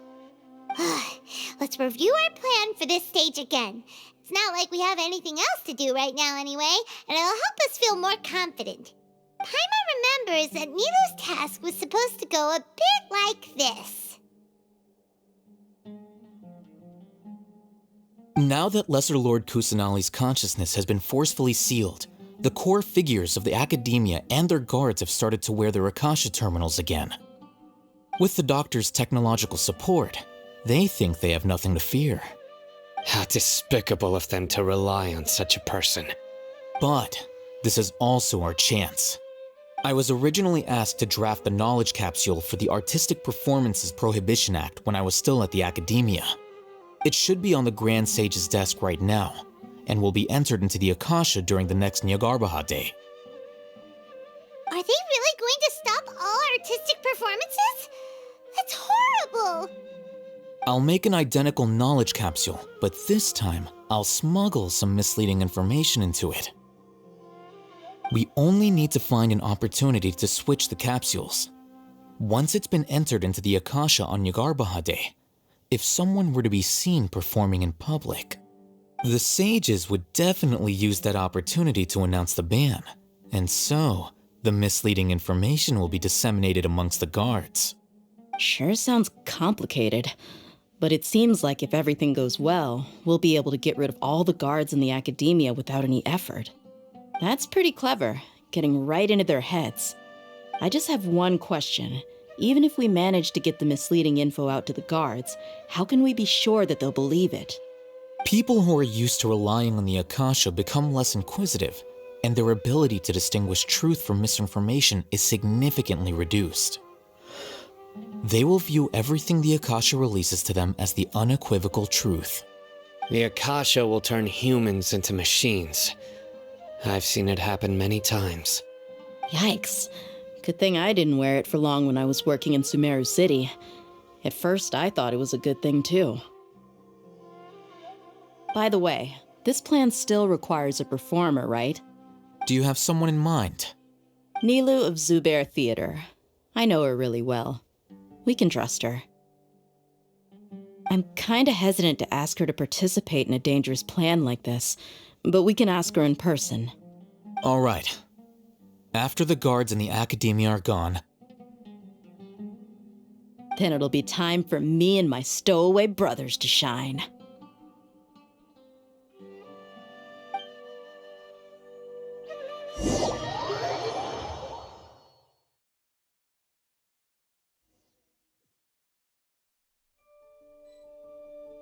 Here they come. Did you see that, Raman? They came out from the Academia in droves. After laying low in the city for so long, this is the moment we've been waiting for. My brothers have already sprung into action. We couldn't do anything to them inside their coop, but outside the Academia, this is our hunting ground. With a lioness like you, the prey sure won't be able to run far. We still need to eliminate the guards as soon as possible. If we give the sages enough time to realize what's happening, the plan's doomed. All they've done is to sit on their cushy salaries and twiddle their thumbs all day while we fought and struggled every day in the desert. The only advantage they might have is their numbers. Speaking of which, most of the guards who report directly to the 6 sages belong to the Corps of 30, but they have a completely different reputation. Following those blasted sages every whim, throwing away all the principles of being a mercenary. As someone in the same profession, I'm obligated to teach him a good lesson today. Indeed, the trap has been set. All we need to do is lead them there. All right, let's each take a road and herd those scattered guards back into one place. Make sure to attract their attention. Isak will be the key. You gave such an important task to that child. Will he be okay? It'll be fine. Isak was so determined to help, so let's put our faith in him. Besides, even if he's caught, the guards would be too scared to do anything to him. They've never seen Lesser Lord Kusanali in person, after all. You've got a point. Anyway, I think I see them coming. Let's head out. Good luck.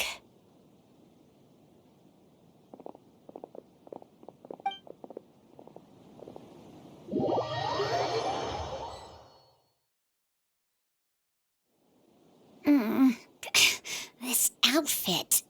Hey, do you remember what you need to do, Isak? When the guards get here, you'll pretend to be Lesser Lord Kusanali and run away from them. Oh, Oh, yeah, I remember. Of course I do. I'm just a little nervous. Relax. Don't think about getting caught. Even if that happens, we won't leave you behind. You only need to think about getting the guards' attention and leading them to the Grand Bazaar. Leave the rest to us. Okay, got it. I'm here to pay back Lesser Lord Kusanali for helping Grandpa. I won't get cold feet. Hey, they're here. I can see the Academia guard. All right, it's time, Isak. Take a deep breath and go. You can do this.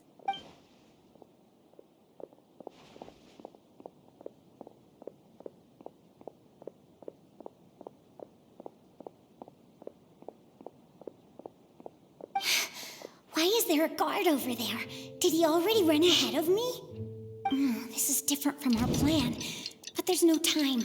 I need to make a choice. Huh? Did I just see something dart by? I'd better go have a look.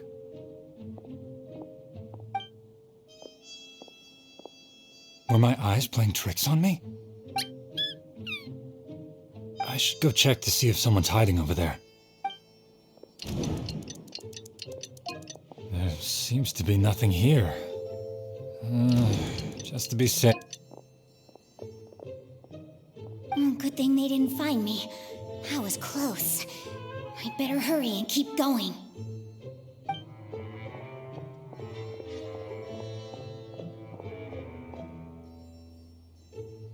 Hey! Lesser Lord Kusanali's over there! Stop! What? Lesser Lord Kusanali? How did I not see anything just now? Oh no, they found me. Where should I go? The target suspected to be Lesser Lord Kusanali has escaped into the Grand Bazaar. Assemble and arrest her!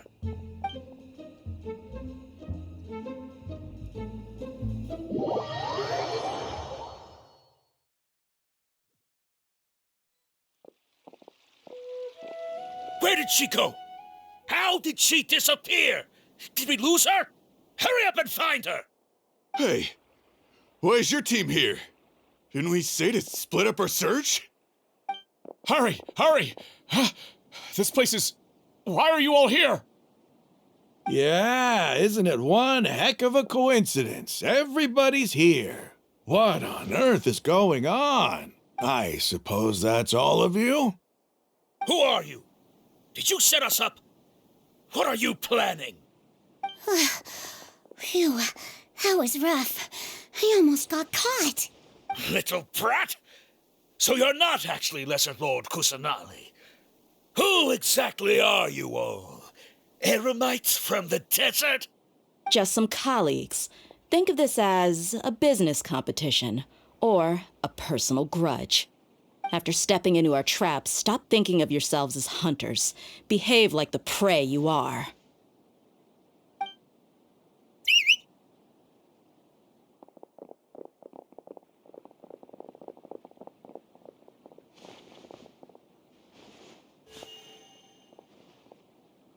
An ambush? How's that possible? This is Sumeru City, but mercenaries from the desert somehow ambushed us! You've spent all your time hiding away in the Academia. This place has long since become our hunting ground. Brace yourselves!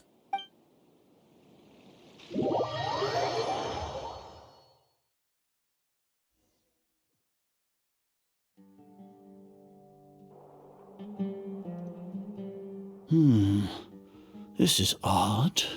The Academia has quieted down after the conclusion of the Nyagarbha Day ceremonies, but it's much quieter than usual. Where are the guards? Why have I not seen a single one? Guards? Guards! Grand Sage, how may I be of assistance? I called for the guards. Why did you come? My apologies, Grand Sage. Right now, all Academia guards have entered the city to perform the ordered arrest. I thought you knew. Arrest? Who is there to arrest? I have an ominous feeling. Arrest Lesser Lord Kusanali, right? Is that not what the order was? Lesser Lord Kusanali? You mean she has disappeared? Yes, I wouldn't dare make up something like that. Right now, everyone is in a panic, and many are saying that Lesser Lord Kusanali will take revenge on us. What happened? Just what is going on? Lesser Lord Kusanali somehow escaped? Was it Alhaitham and his party that freed her? That's impossible. The Academia is heavily guarded today, and any order to release Lesser Lord Kusanali would be strictly confidential. Besides, Alhaitham and the Traveler are already in our hands. What manner of trickery did they employ? How could Lesser Lord Kusanali disappear into thin air? Disappear? Wait. How was the arrest order distributed to the guards? It was issued by the Akasha earlier today. Only you have the authority to send messages like that, so I thought it was your order. Let me check.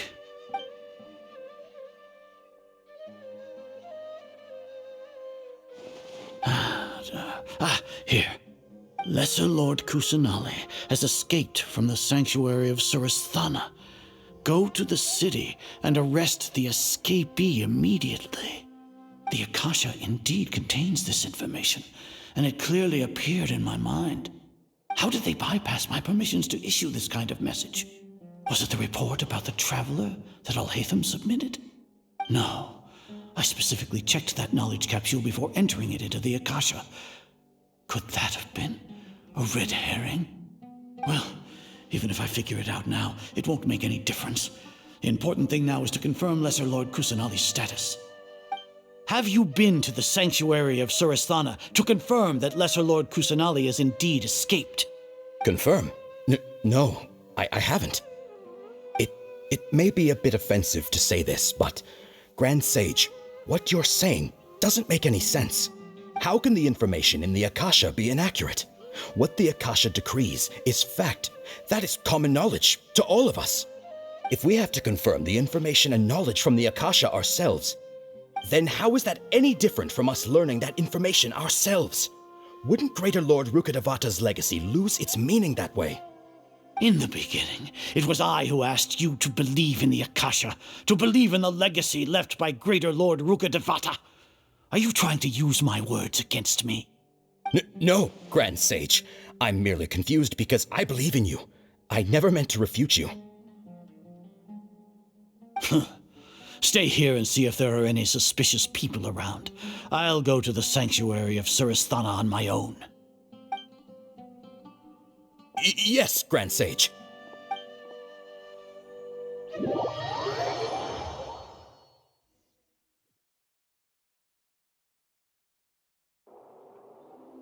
Lesser Lord Kusanali has escaped from the sanctuary of Surasthana. Go to the city and arrest the escapee immediately. How can that be? Stop thinking about it. Stop. It must be a trick of theirs. As long as I personally confirm it. Ah! Impossible. That's impossible. There must be something wrong with my eyes.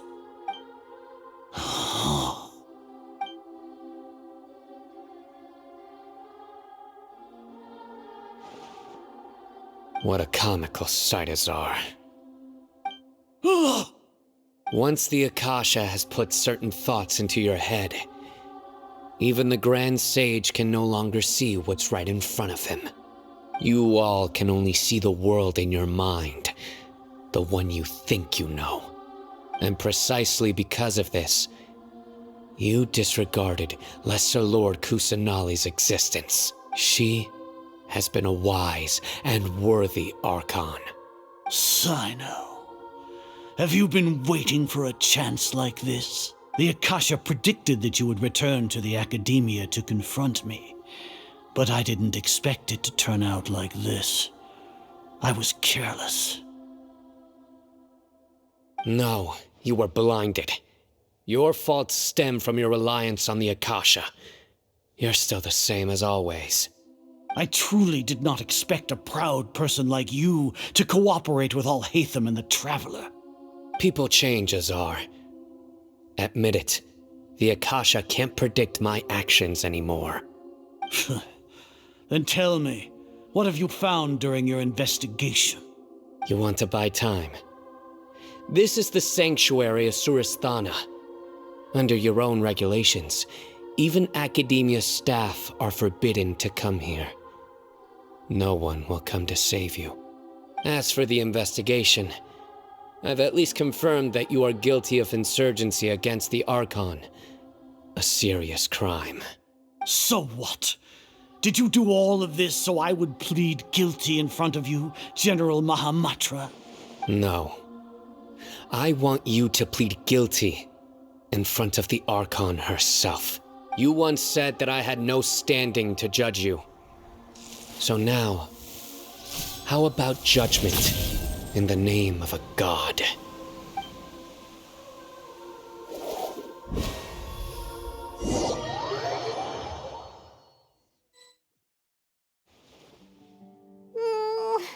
How long do we have to wait? Paimon wants to know how things are going out there. Paimon hasn't heard any sounds outside for a while. Hopefully something bad didn't happen. Yeah, but aren't you scared that we might be locked up in here for the rest of our lives? Thinking about it, at least Paimon has you. We could still chat like this. When Paimon thinks of Nahida being imprisoned alone in the sanctuary of Suristhana, Paimon can't help but feel sorry for her.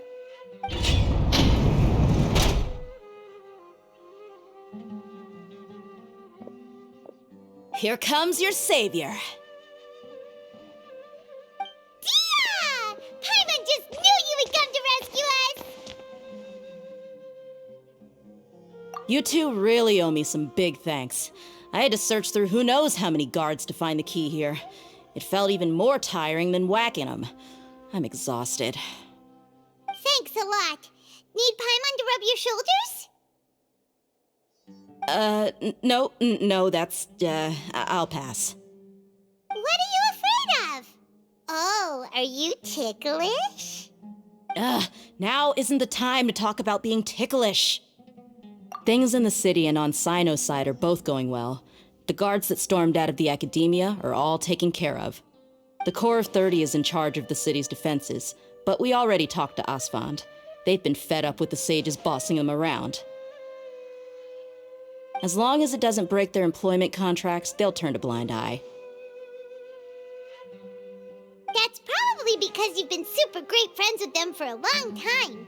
So, how's Cyno doing? The Grand Sage is in his custody. Even I know how terrible it is to fall into Cyno's hands, so he probably does too. Cyno forced him to release Lesser Lord Kusanali. He has no choice but to obey. So, hurry to the sanctuary of Suristhana. Assuming nothing weird happened, we should have already rescued our Archon. Honestly, I didn't expect our ragtag bunch to do this well. We just came together last minute to save the Archon, you know? All right, you two better go. I still have to clean up some messes in the city. See you around.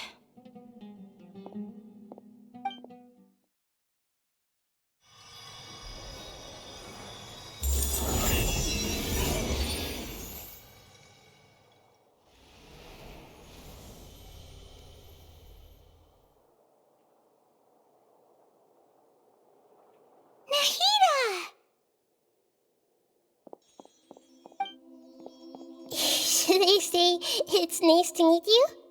This is the first time we've met in real life. Before, we've only met in dreams, consciousness, or when I was in someone else's body. Thank you so much for coming to rescue me, but I also need to apologize. During this time, I did some self-reflection. My sense of inferiority and yielding to the Academia led to all of this, and created so much trouble for you all. Exactly! We're here because you're a good Archon and one of our friends! Thanks, you two. Amazing. So this is how it feels to walk out of that cage with my own body. It's like I just had an endlessly long dream. I can't even tell if I just woke up or was only now born into this world. My concept of self has become so clear. but now doesn't seem to be the time to indulge in this feeling. This is really embarrassing. You all just rescued an Archon, and now she needs your help to save her country, and even the entire world. It's okay. With you here, Paimon's sure that everything will work out. There's one more thing. What is it? For all the things the Academia did to me, and for all the folly it committed in the name of wisdom, as their Archon, I will make them pay. Ah, wow, that's the spirit! You're finally standing up for yourself and not letting people walk all over you. I understand now. To be a better Archon, I first need to better myself. If you haven't even figured out how to be a caterpillar, how can you be a butterfly? Yes, true. That reminds me. I wonder how far along the Academia is with their god creation plan. We need to hurry and prevent the birth of that false god. I need to make some preparations. Since I'm now free, I can establish a direct link to the Akasha and control it. First things first, I need to remove the restrictions that the doctor put on me in the Akasha. After that, I'll make some adjustments and revoke the sage's permissions. The Akasha will then be like how it originally was, only operable by the Archon. After all, the Academia betrayed Greater Lord Rukkhadevata's trust. This might take some time. In the meantime, you should also work on your own preparations. If we don't stop the god creation plan in time, we'll be in for a tough fight.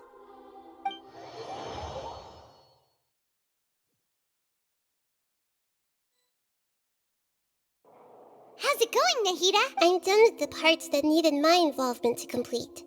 Although it's my first time working with the Akasha like this, its internal structure and operation procedures are easy for me to understand. Greater Lord Rukkhadevata's design is truly brilliant. Oh, also, this is for you. Huh? What's this little floaty thingy? It's a small device I put together just now. You can think of it as an upgraded Akasha terminal. You may not need it right now, but it should be helpful in certain situations. Wait! This thing has the same characteristics as Paimon! We're both small things that float! All the things that make Paimon special got copied! When Paimon appears with the Traveler from now on, people won't remember Paimon because she isn't unique anymore! It's alright, Paimon. It can't replace you. It's only a flying device, but you're the Traveler's irreplaceable friend. You're so good at comforting people, Nahida. If only the Traveler was as smart as you. I was simply telling you what I feel to be the truth. I wasn't trying to comfort you. Nahida, you're natural at this. What you just said made Paimon even happier. By the way, there's something I need to confess. Even though I'm the Archon and in control of myself again, I'm not very good at fighting. You may have heard that an Archon's power is derived from their people's faith. However, I'm not as well loved as Greater Lord Rukkhadevata. If we get into a situation where combat is our only option, I'll have to count on you, and I'll do my best to provide support.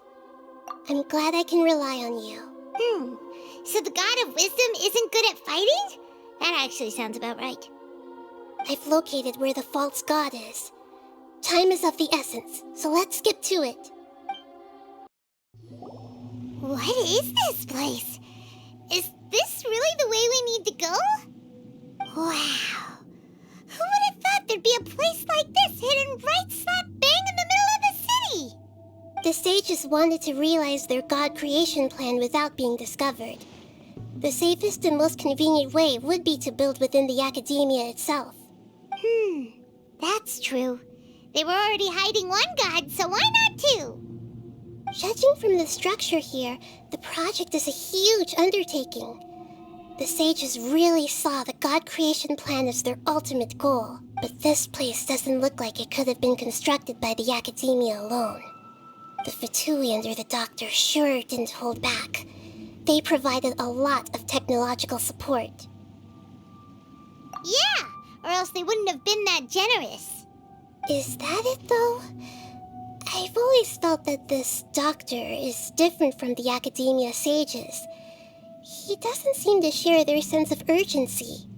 Instead of being interested in the end product, it's like he's enjoying the experimental process. The Fatui Harbingers are all such weirdos. So, the doctor being weird is actually normal. So, this Fatui that they're trying to turn into a god is called the Balladeer? We had previously come into contact with his consciousness. He harbors particularly strong obsessions. One is the desire for a gnosis, since he was created to be the vessel for one. The other obsession is probably related to his past. I can't quite explain it. Paimon knows that he was a prototype puppet for the Raiden Shogun before he became a Fatui Harbinger. That's why he wants a gnosis so badly. There's no way he'd willingly be a test subject. Not with that temper and ego of his. It sounds like you know the Balladeer quite well. I see. Tell me more about him and what he's like. The more we know now, the better we can plan for and react to any future situation. Ah, I see. How fascinating. All right, time to go. Let's get through here and meet him in person.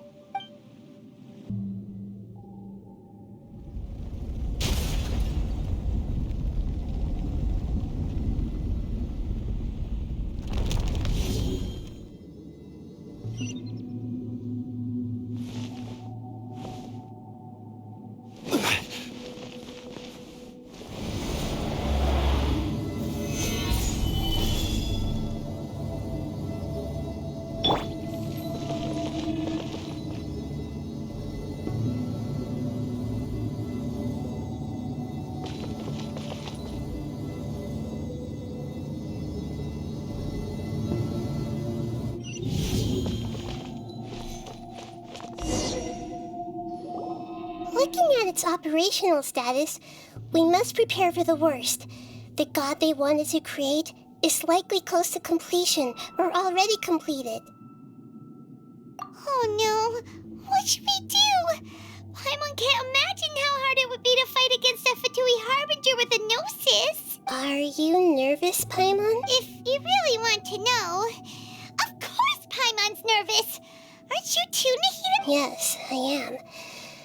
This is probably the first time I faced with a calamity of this degree since my birth. I feel not just nervous, but curious as well. Curious? Curious about what? Curious about our fate. To me, everything we perceive in this world, everything we learn, and everything that happens to us is considered knowledge. And if it's a form of knowledge, then it can be understood. However, only fate is about that which has yet to occur, so it has always drawn my curiosity. So to me, fate is the ultimate knowledge. That's also why I love observing humans and all the things that happen to them. It'll end now, and I will personally experience my own fate with you by my side. Isn't this such a wonderfully exciting thing? Ah, so that's what you mean. Paimon thinks she understands what you're... Agreed. Okay, let's continue on. I can sense his aura from here.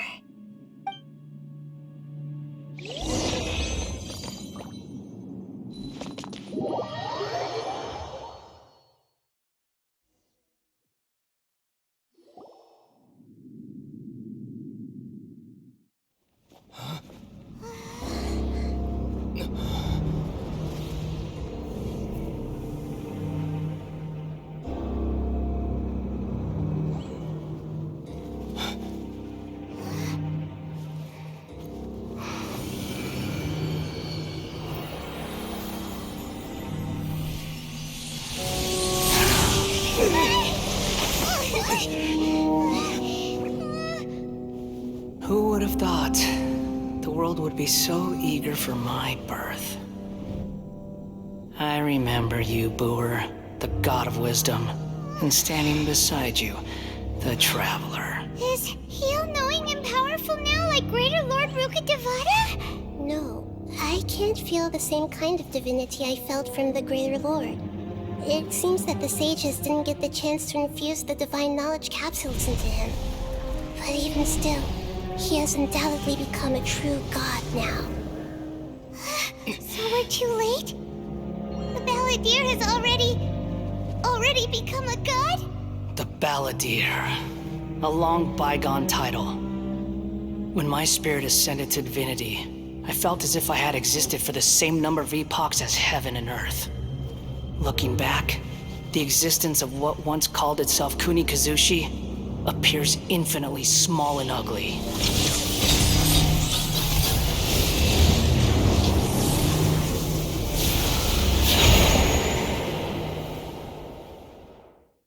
This imposing aura, it really feels like the gods! A body that capitalizes on the Balladeer's original construction as a mechanical puppet, with the Gnosis serving as a constant power supply. How much effort and resources did the sages put into this? From a purely technological perspective, it's a commendable achievement indeed. It's no exaggeration to say, this is the culmination of human wisdom. You sure are something!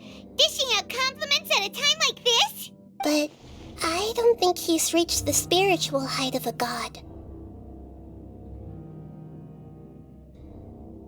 Strife is engraved upon every god and every gnosis brought forth into this world. Can you feel it? The exhilaration of such power, and the thrill of anticipation for our contention. Nahida wouldn't feel the same things as you! Do you not realize that you are interrupting a conversation between gods? Lowly creature, know your place! The strife engraved upon a gnosis. You're talking about the Archon War. Tevat's current peace was not easily won. I didn't personally participate in the Archon War, but the way I see it, all those losses were meaningless, driven by the demands of the laws. There's no point in bringing it up again. Is that so? Yet I am deeply disappointed that I was never allowed the fortuity to personally participate in the Archon War. This is a first, encountering a god in this world who does not crave power. No wonder your own people have abandoned you, god of wisdom. Your judgment is as your existence, unsubstantial. This is where everything ends, Booer, the god of wisdom. You should know that wisdom cannot solve every problem. Like now, where your only option is to face me in combat. Come! Let us reenact a scene of the Archon War. Come and inaugurate my birth as a god.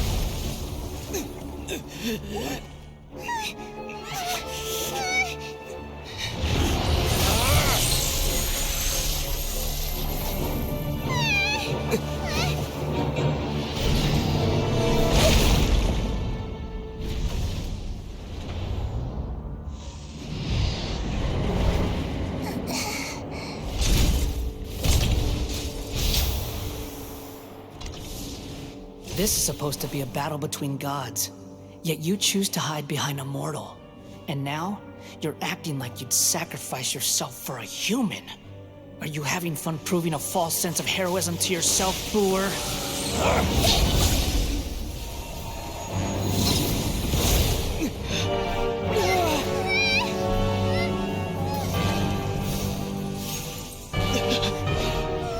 The data collection is almost complete. Do you even know how many times you've tried to take my gnosis from me?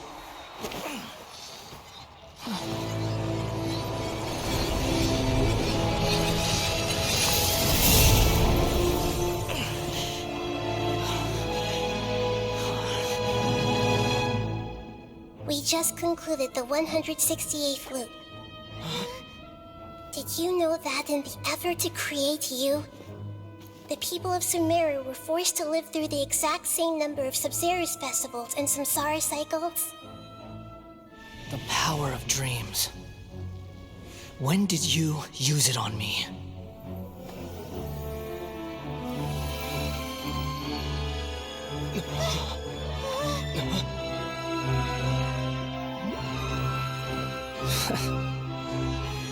You can't even defeat me in a dream. What do you hope to achieve with this little trick? Come, Traveler. Just like before. Allow me to awaken the memories in your dreams. All that battle experience! It's more than that. Compile everyone's wisdom in the name of the Archon. That is the original function of the Akasha. I've sent everything that happened just now to the people of Sumeru in the form of knowledge. I've asked them to help you find a way to defeat the false god.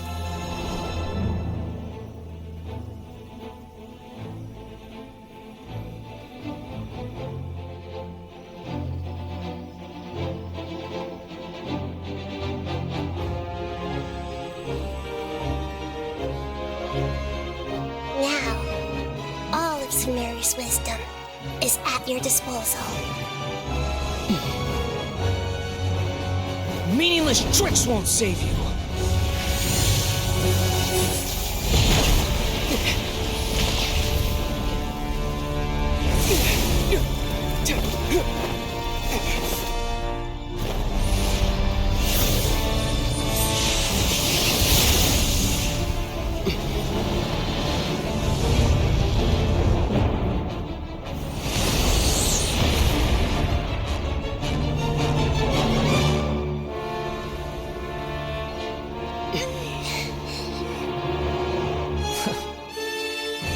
Are you done with your tricks?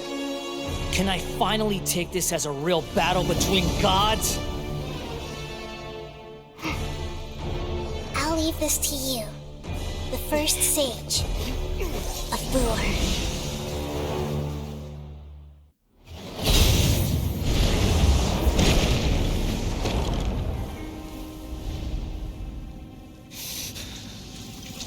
Humans. Filthy humans!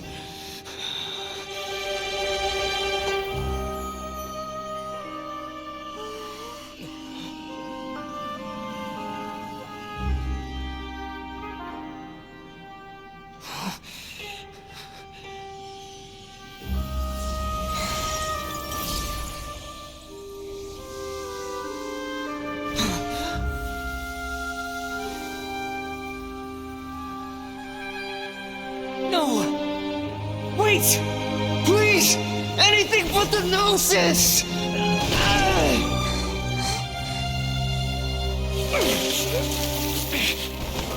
That's mine! Don't even try! I'll never go back!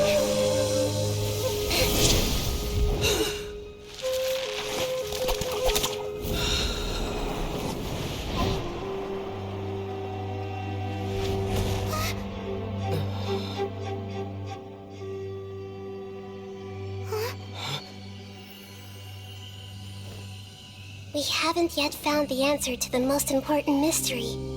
Irminsul is still waiting to be saved. With the power of another Gnosis, we may now finally understand the last memory of Greater Lord Rukkhadevata.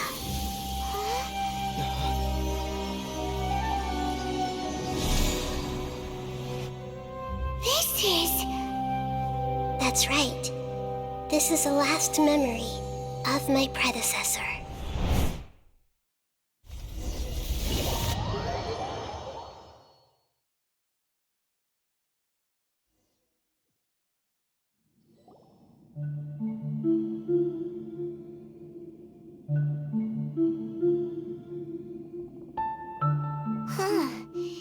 This sure seems very different from what Paimon imagined. Shouldn't Irminsul be in this realm of consciousness? Yes, that is our destination. But I didn't expect the remaining consciousness of Greater Lord Rukkhadevata to be as polluted as this.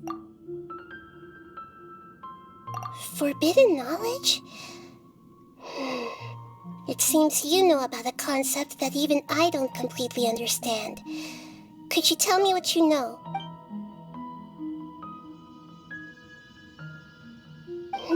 Your inference seems logical enough. Forbidden knowledge once polluted the desert thousands of years ago, but was successfully repelled thanks to King Deshret's self-sacrifice, and Greater Lord Rukkhadevata nearly exhausting her power. Then, a second instance of forbidden knowledge pollution occurred during the Conria Cataclysm 500 years ago. But I'm afraid it is much more serious this time, with Irminsul itself already in danger. So, if we're in the remaining consciousness of Greater Lord Rukkhadevata, and it's also been affected by Yes. It's very possible that she sacrificed her life in the fight against forbidden knowledge.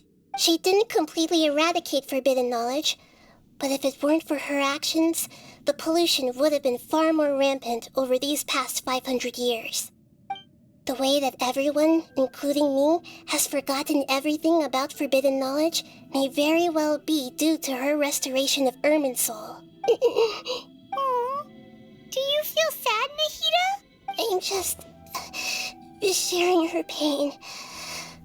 The pollution of her consciousness here is severe. There is madness, chaos, and pain all around us. Did she fight to resist the forbidden knowledge pollution in such terrible conditions, all the way up to her last breath? She even used her last remnant of lucid consciousness to leave a clue for us to follow.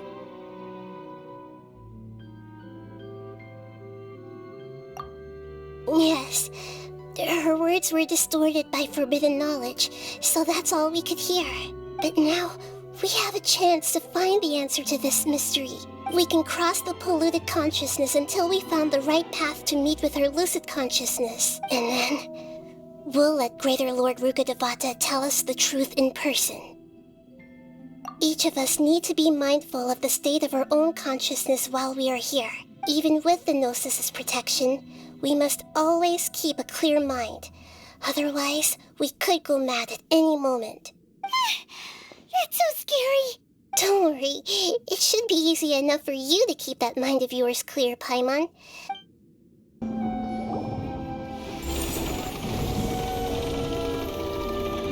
We changed direction. Are we still going the right way, Nahida? Mm-hmm. Judging from the current route, the boat of consciousness will soon take us out of here.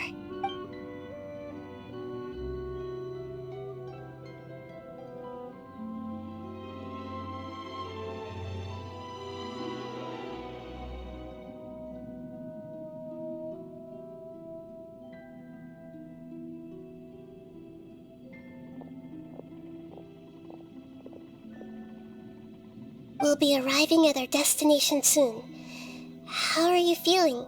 Are your minds still intact? Huh? But everything's been completely normal for Paimon. Hopefully there won't be any more interruptions. This time, we should be able to meet Greater Lord Rukkhadevata. Are you saying you've never met Greater Lord Rukkhadevata before? No. It seems that my birth and her death took place at the same time. Otherwise, I think she would have given me a little more guidance, and I could have done a better job. Hey, you've done a great job, Nahida. Let's get out of this creepy place and go meet her.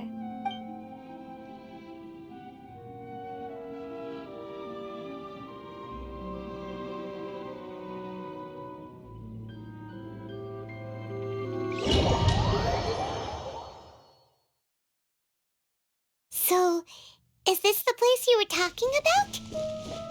The base of Irminsul?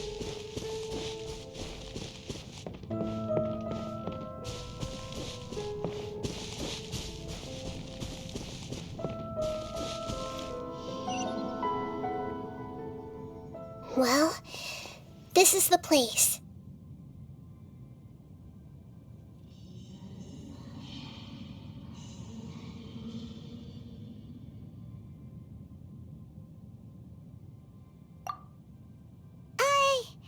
We're here to find Greater Lord Rukkhadevata, but the one standing over there is... Is that me?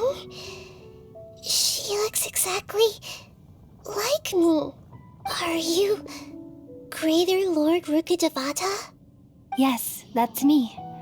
Are you surprised by my appearance?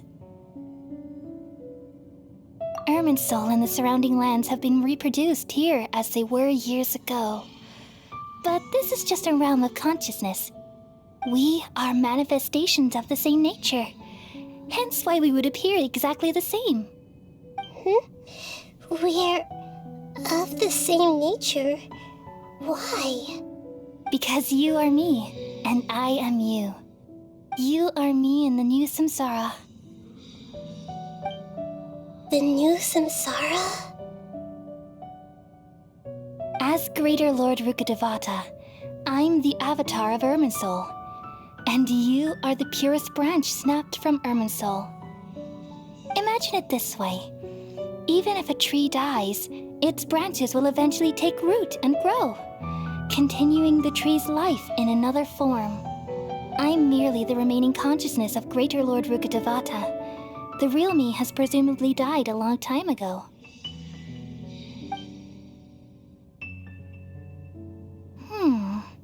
Judging from your appearance, I've probably been dead for 500 years. But you're finally here.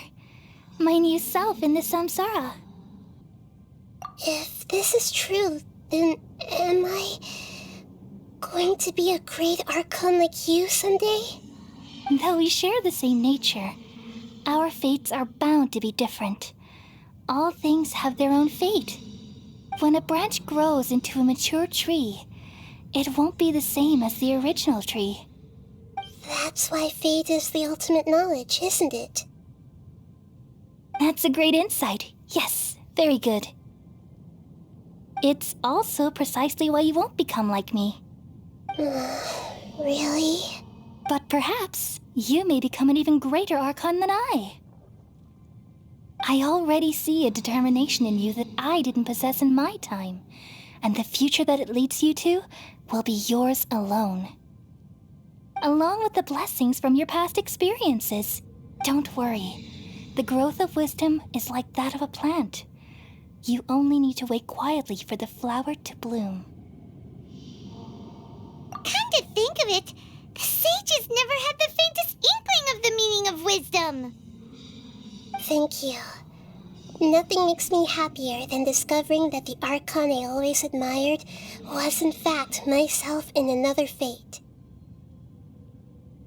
It's so nice to speak with you, Greater Lord Rukkhadevata. I've always wanted to meet you. The feeling is mutual.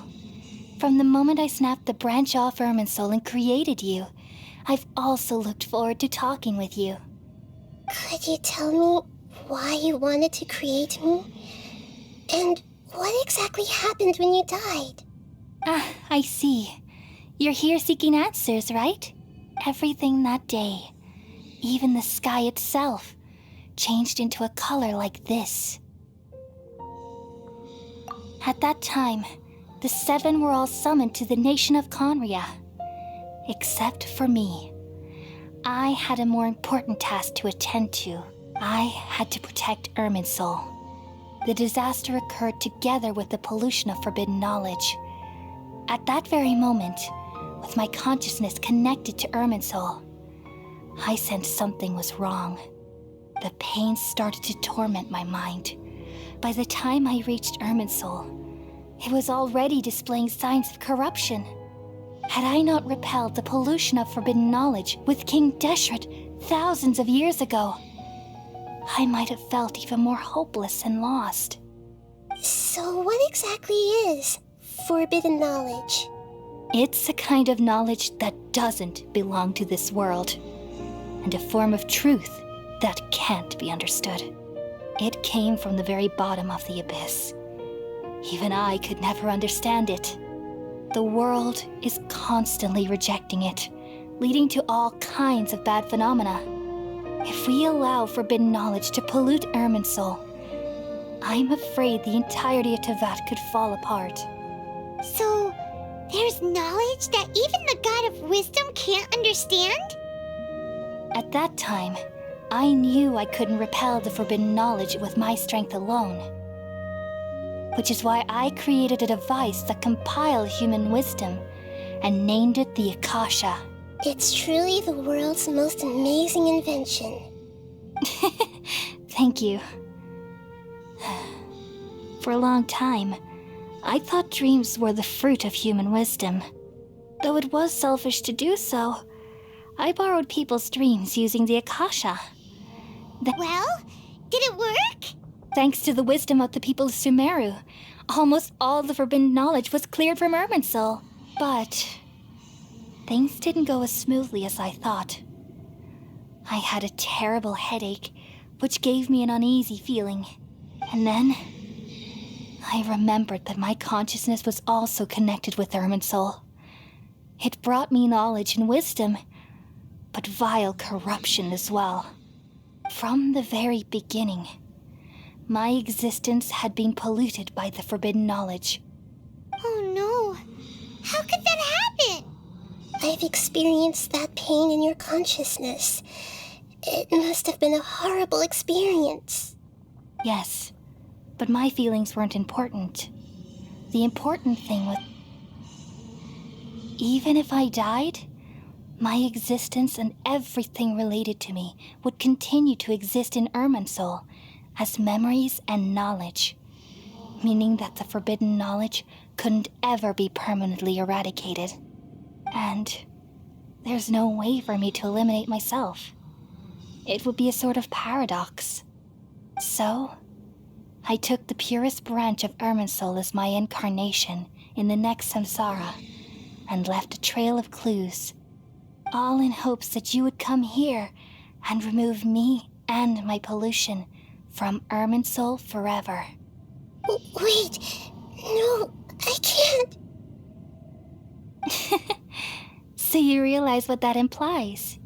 You are very smart indeed. Irminsul has all the knowledge and memories of this world. And as you've realized just now, removing me from Irminsul means I essentially will never have existed in this world. But this is the only way to save Irminsul. People love you so much, and they've missed you so much over the past 500 years. I am exactly the same. So how can we just forget you like this? Is there really no other way? There must be something else I can do. You're the god of wisdom, Booer. You should know that there is no other way. But this is so cruel. I don't want to forget you. No need to feel so sad, Booer. As someone who delights in wisdom, you should feel joy at finally finding the answer. These are the words in their entirety. The answer you've been seeking all along. Let the world completely forget me. We all nestle under the great tree of wisdom, peering out to perceive the world. From the earth and from the rain, we perceive its wonders, until we become a white bird to perch atop a branch, and finally snap off the most important leaf. Once upon a time, I alone dreamed in this world. In my dreams, everybody would also dream after they fell asleep. wild and wonderful thoughts would emerge from their minds. Some tumbled to the ground, and others floated to the sky, connecting all things in the world into one dazzling net. Among a plethora of worlds were numerous smaller worlds, all of fate, finding within the tapestry their brilliant glow. I gradually understood that these indescribable and constantly changing things are the most profound things in the world. Only they can completely repel the madness. Only dreams can awaken consciousness from the deepest darkness.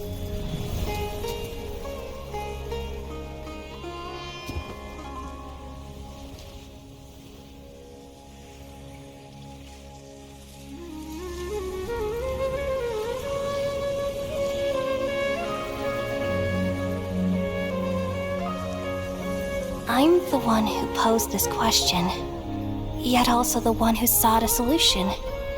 Saving the world with the dreams of the people used to be my answer. And now, you've also found your own answer, and I shall return all the dreams to the people.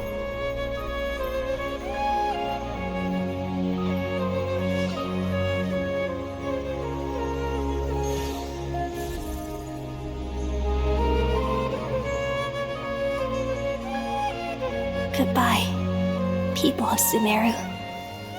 May you be blessed tonight with the sweetest of dreams.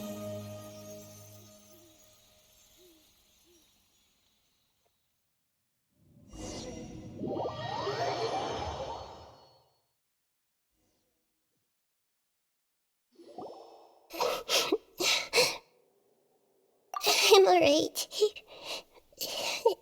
I'm just a little confused. We've just saved the world, right? So why am I crying?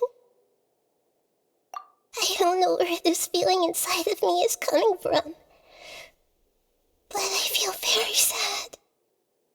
Just now, we used the power of two gnosis to successfully connect with the Ermin Soul consciousness from 500 years ago. Then, we removed the remaining pollution from Merman Soul. Yeah, what's wrong? Weren't you there just now?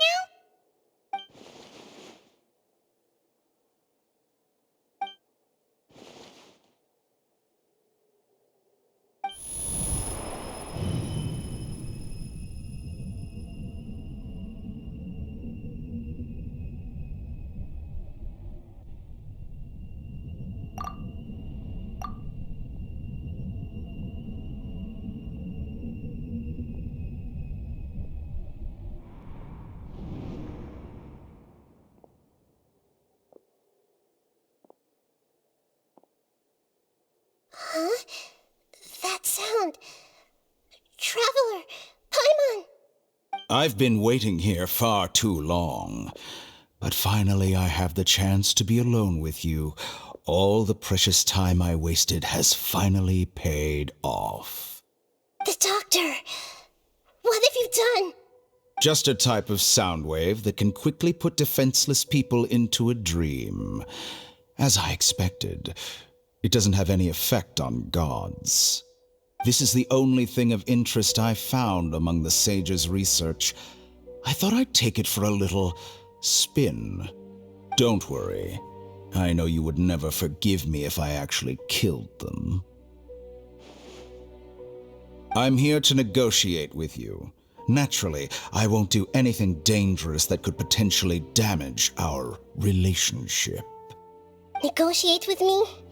I heard you had already left Sumeru. Why are you here again now? I left Sumeru, but I also stayed in Sumeru.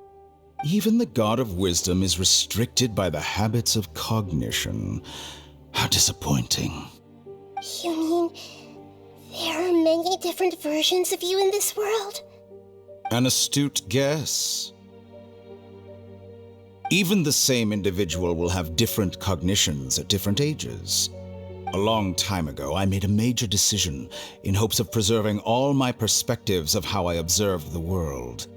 Observation is the first step of any experiment, but observing the current world doesn't satisfy me. It lacks an important dimension, that of time. So I saved segments of all my ages and made them into independent individuals. That's all there is to it. Indulge me. How does the God of Wisdom find my method of seeking knowledge? It's an insult to the very concept of life. Life inherently has many rules and restrictions, each with its own significance and reason to exist. They can't be broken on a whim. Good. Amazing, even. Indeed, it's difficult for humans to make peace with themselves, not to mention oneself from a different period. Since you're in the academia, why wait until now to show up? You could very well have stopped us and helped that fake god. Simple. Let me ask you this. Would any staff member ever help the subject in the middle of an experiment? It was my experiment. So why should I interfere with the results? The academia saw the plan to create a god as their ultimate goal, yet you only saw it as an ordinary experiment. You really are crazy. If the experiment succeeded, you would have had a new god on your hands. How would you have faced your own god then? Would you still take the same stance? Would you still hold the same view of yourself? I'm first and foremost a scholar. These results should be left to the judgment of the hypothetical me confronted with that outcome. But you're right. And that's exactly why I'm disappointed with the conclusion of this experiment. As an individual, you don't have any sense of belonging.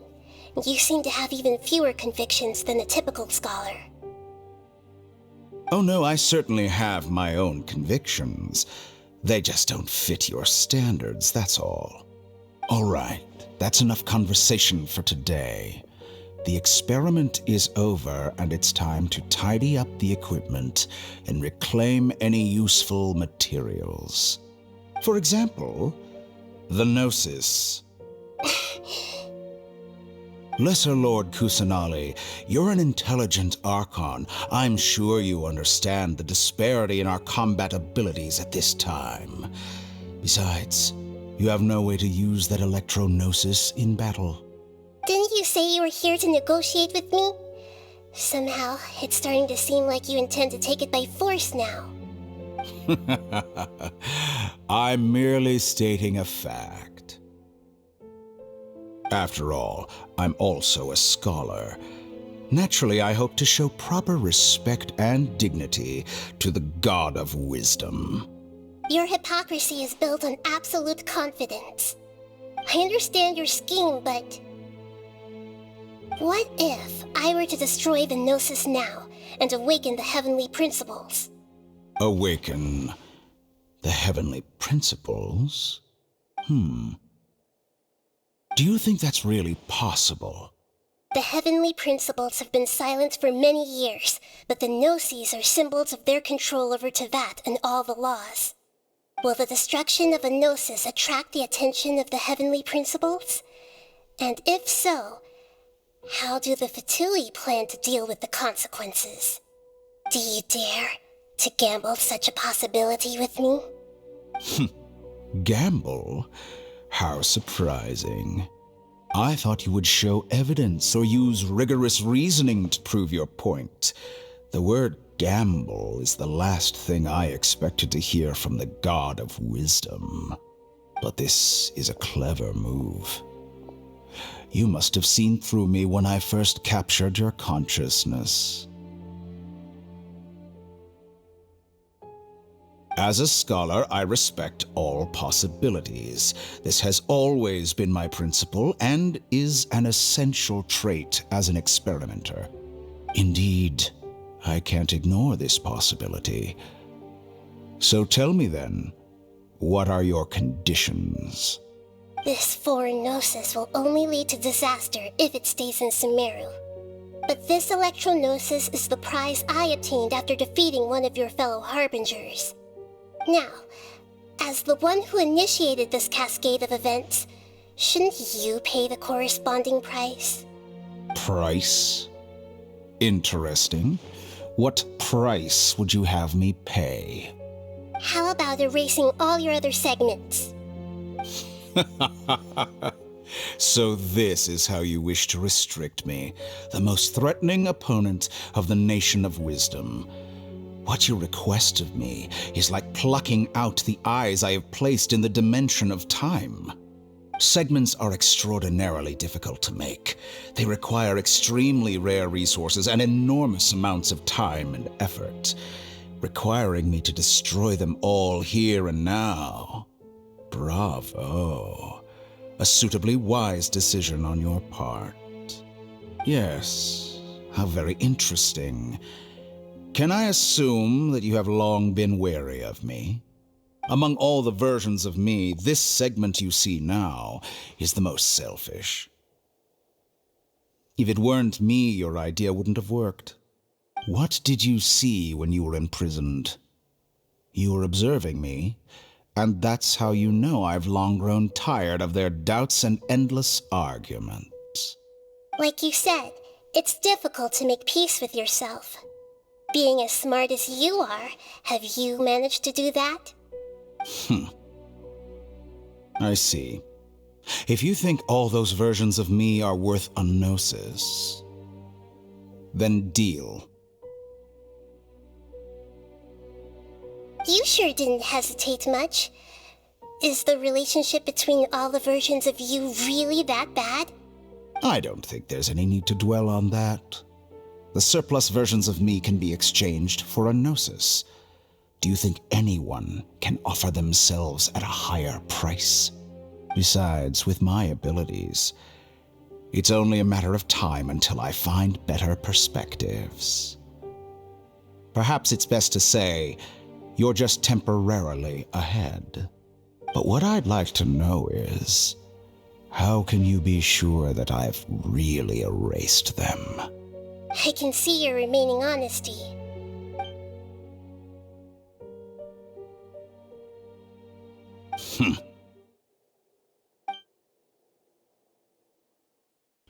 What a ridiculous decision! You can't be serious!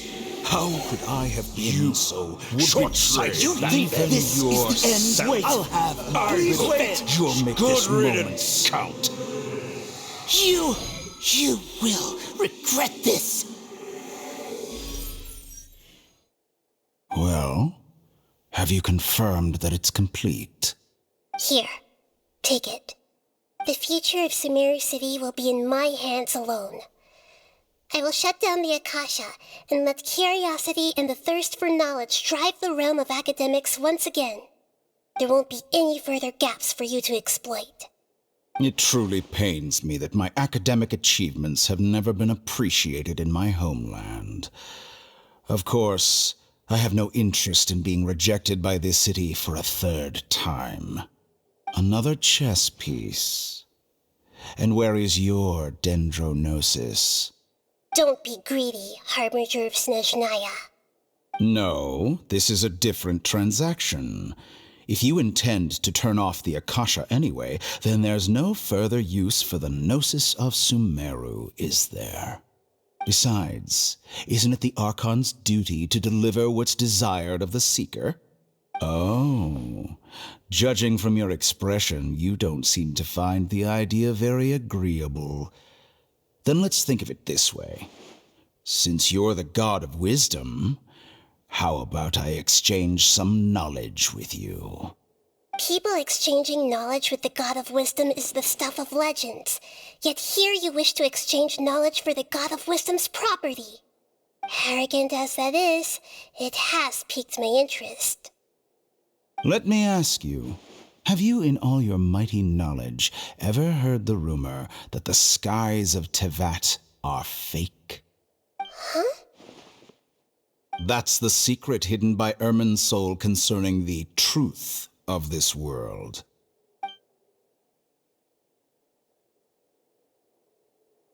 Once I finish telling you about this, it will be time for me to say goodbye. With negotiations, we've all gotten what we wanted. I'm very glad I got to meet you like this. Your arrogance may know no bounds, and convictions may mean nothing to you. But I'll still listen to what you have to say.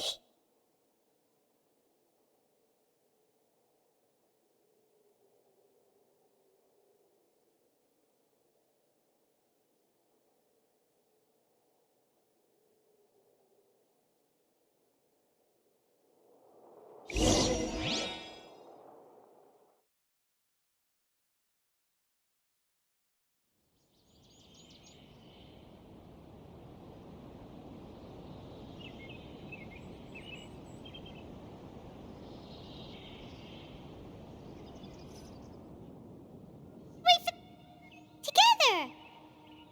Okay. Wake him up.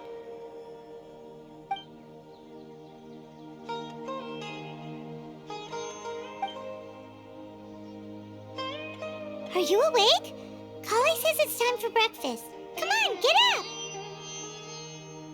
Good morning! How are you feeling today? Good to hear. It looks like we've recovered pretty well. Not even Tainari could stop us from going out now, right?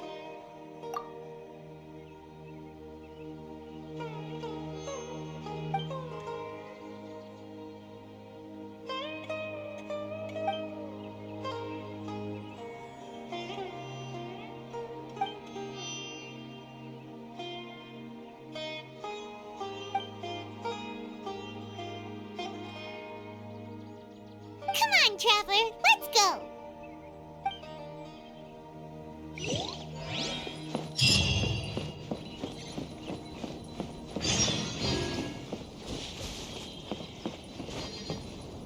Good morning. Looks like you're awake. Yep. I prepared some breakfast today.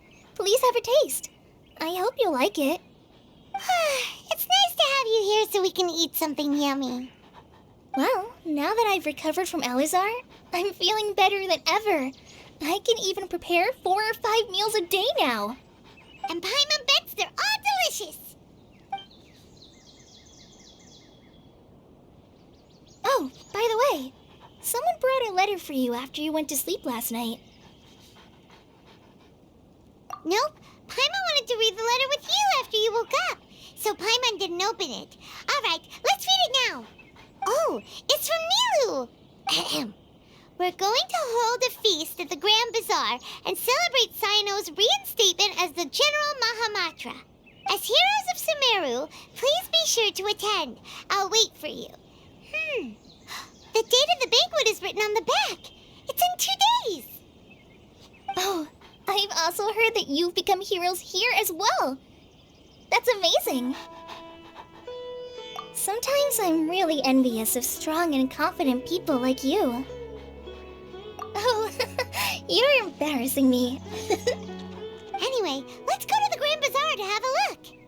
Oh, before you leave, be sure to inform Master Tainari.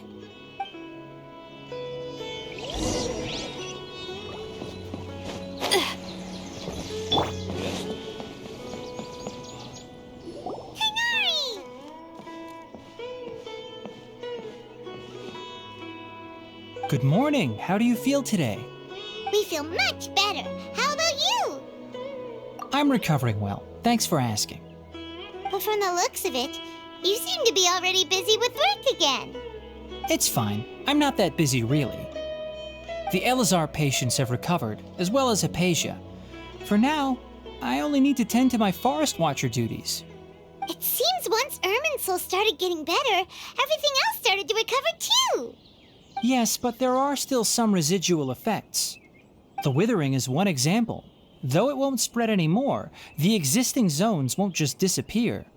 We forest rangers will still need to do the work.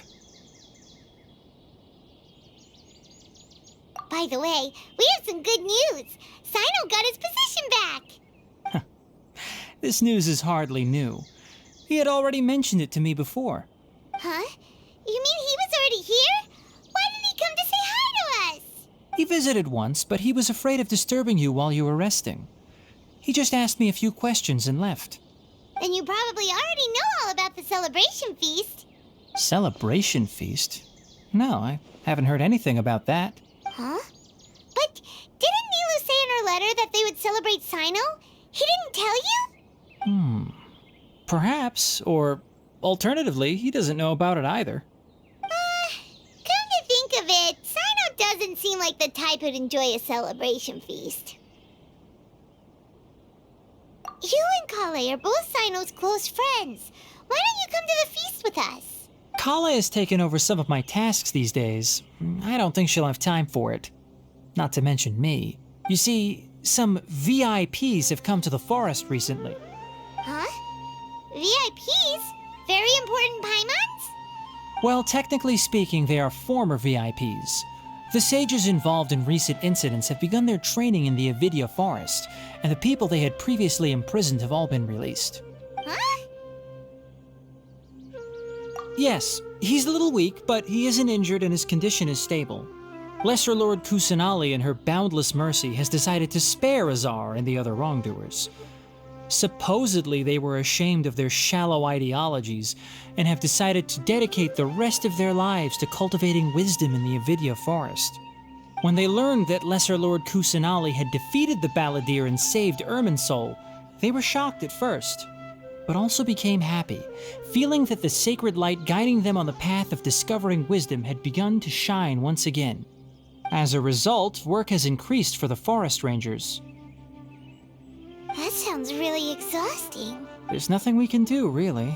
But that's another topic. Back to the matter at hand. Are you two planning to head out? Ah, right! We're here to request permission to head out. Would that be okay? You've recovered well. You may go, but be careful. Yay! Will do! Well, there won't be any problems if the feast starts at that time. Everything has already been prepared. Mr. Zubair, I finished tallying things up here. Well, except for the guests. Is a simple reply really that much to ask of our guests? It's affecting our arrangements. Oh, it'll be fine. Besides, it never hurts to get things ready in advance. I was thinking the same thing. The feast will be held sooner or later, right? Hey, Nilou! Traveler, Paimon! We got your letters, so here we are! You're the best! The other guests haven't even replied yet. Huh? Are we the only ones that have arrived? Yeah, I had someone deliver letters to all of our guests. But maybe everyone is still busy with other things.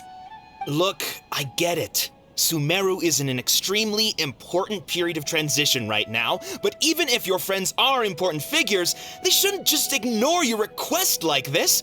Nilou is Sumeru's #1 celebrity, after all. You have no idea how happy I am to talk to people with good taste. If you consider enjoying Nilou's dances having good taste, then almost everybody has good taste. Because Paimon thinks everybody will love her performance. That's right. We all think she's amazing too. Nilou is an absolute favorite among those of us who frequent the Grand Bazaar. For Outlanders, you have a great eye. Master Zubair, let's have a vote for the most outstanding audience members next time. I think these two may win. Nonsense! It is not for us to determine the value of an audience. But indeed, we could try giving gifts to people with particularly good taste. I heard there's a device in Fontaine called a camera that can record people's appearances as pictures. Such pictures would make superb gifts. Ooh, good idea. I wonder where we can find one. I don't want you giving pictures of me to everyone. I'm satisfied just being able to perform here. There's always a lot going on at the Grand Bazaar. Yeah, and that's why I love it here. Traveler and Paimon, could you help confirm if the letters were actually delivered? If for some reason they didn't receive the letters, then please tell everyone that there will be a feast here. Yeah, we can also check out how everything in Sumeru is going now. When I wrote the letters, I heard that Dia was in Port Ormos, and Alhaitham was at the Academia. As for Sino, we've only heard that he appears at the Academia from time to time. I'm not too sure about Rahman's whereabouts. My guess is that he's with Dia. As for Dunyarzad, I just hope she's feeling better. I sent her a letter, but I was afraid of disturbing her. If you have time, please ask about her for me. Okay, got it. Let's go, Traveler.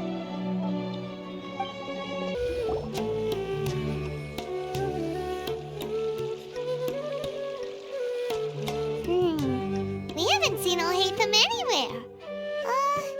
Let's ask that person over there.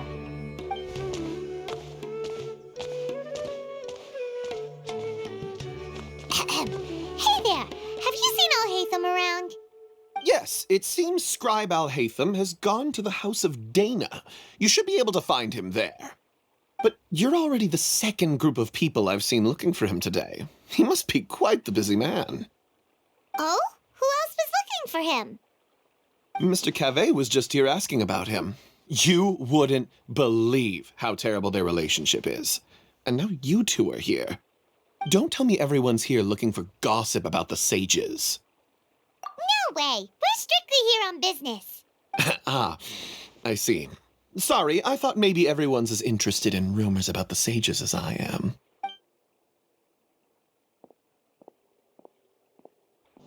Alhaitham should be around here somewhere, right? Oh, he's over there! But it looks like he... Just put down that worthless book and tell me what happened in the Academia. This is not just some worthless book. Do you have any idea how difficult it is to find a physical book like this in Sumeru? It doesn't matter. It's probably just another thing that you used your authority to get your hands on anyway. Just put it aside. Listen, I came back today only to hear that the sages have disappeared. Oh, you sound surprised. I thought you would already know the inside story. Would I be here asking you if I knew? You're the scribe, not me. So just tell me what you know already. Well, I almost became a sage. Huh? Oh, don't sound too surprised now. You're the renowned Kaveh, light of the Ksharawar. Besides, as a master builder and craftsman, chances are you'll be appointed as a sage too. Why do I feel like you don't really mean it? Huh. What makes you say that? Why would you question my heartfelt sincerity? Maybe it's because you've never said anything good about me before. Yeah, well, I share a similar sentiment, and anyone who knows you as well as I do would surely do the same. Oh, you... See? This is why I hate discussing anything with you. Your ridiculous and arrogant attitude always gets in the way. It seems that you really can't stand my personality. Ha! What was your first clue? Well, then you might as well move out of my house. Are you threatening me? Stooping to a new low, I see. Ugh, and don't change the subject. You, a sage? What a joke. The Academia might as well just close tomorrow. Are they having a fight? Forget what's going on with the Academia. Haven't you been busy with your construction project? Tell me, when are you going to build yourself a mansion?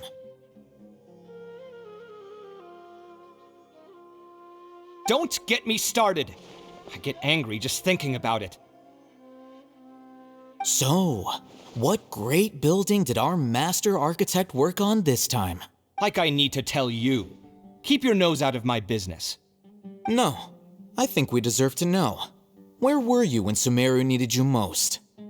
I was in the desert for a large project, but considering Haravatat's utter ignorance of architectural and aesthetic matters, you probably wouldn't understand. Which is truly unfortunate. I can only pity the man who doesn't understand the first thing about beauty and romance. Unlike a true... hold on. Wait a second. What do you mean by when Sumeru needed me most? Well, while you were out fiddling around in the desert, many people came together to save Sumeru from a crisis. Ha! And you think I'd believe that? Look, all you really need to know is that Azar and all his accomplices have all been overthrown. Huh? What nonsense are you talking about? It's no skin off my nose if you don't believe me. It's not like my Darshan was the one trying to apply for funding from the Grand Sage. Yours, though, on the other hand... You know what? I'll ask around. I'm sure someone knows what's going on here. You're dead if I find out you're lying to me.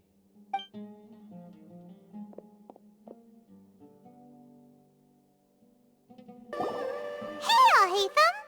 Oh, it's you two. What's the matter? We're running some errands for Nilu. Have you received her letter?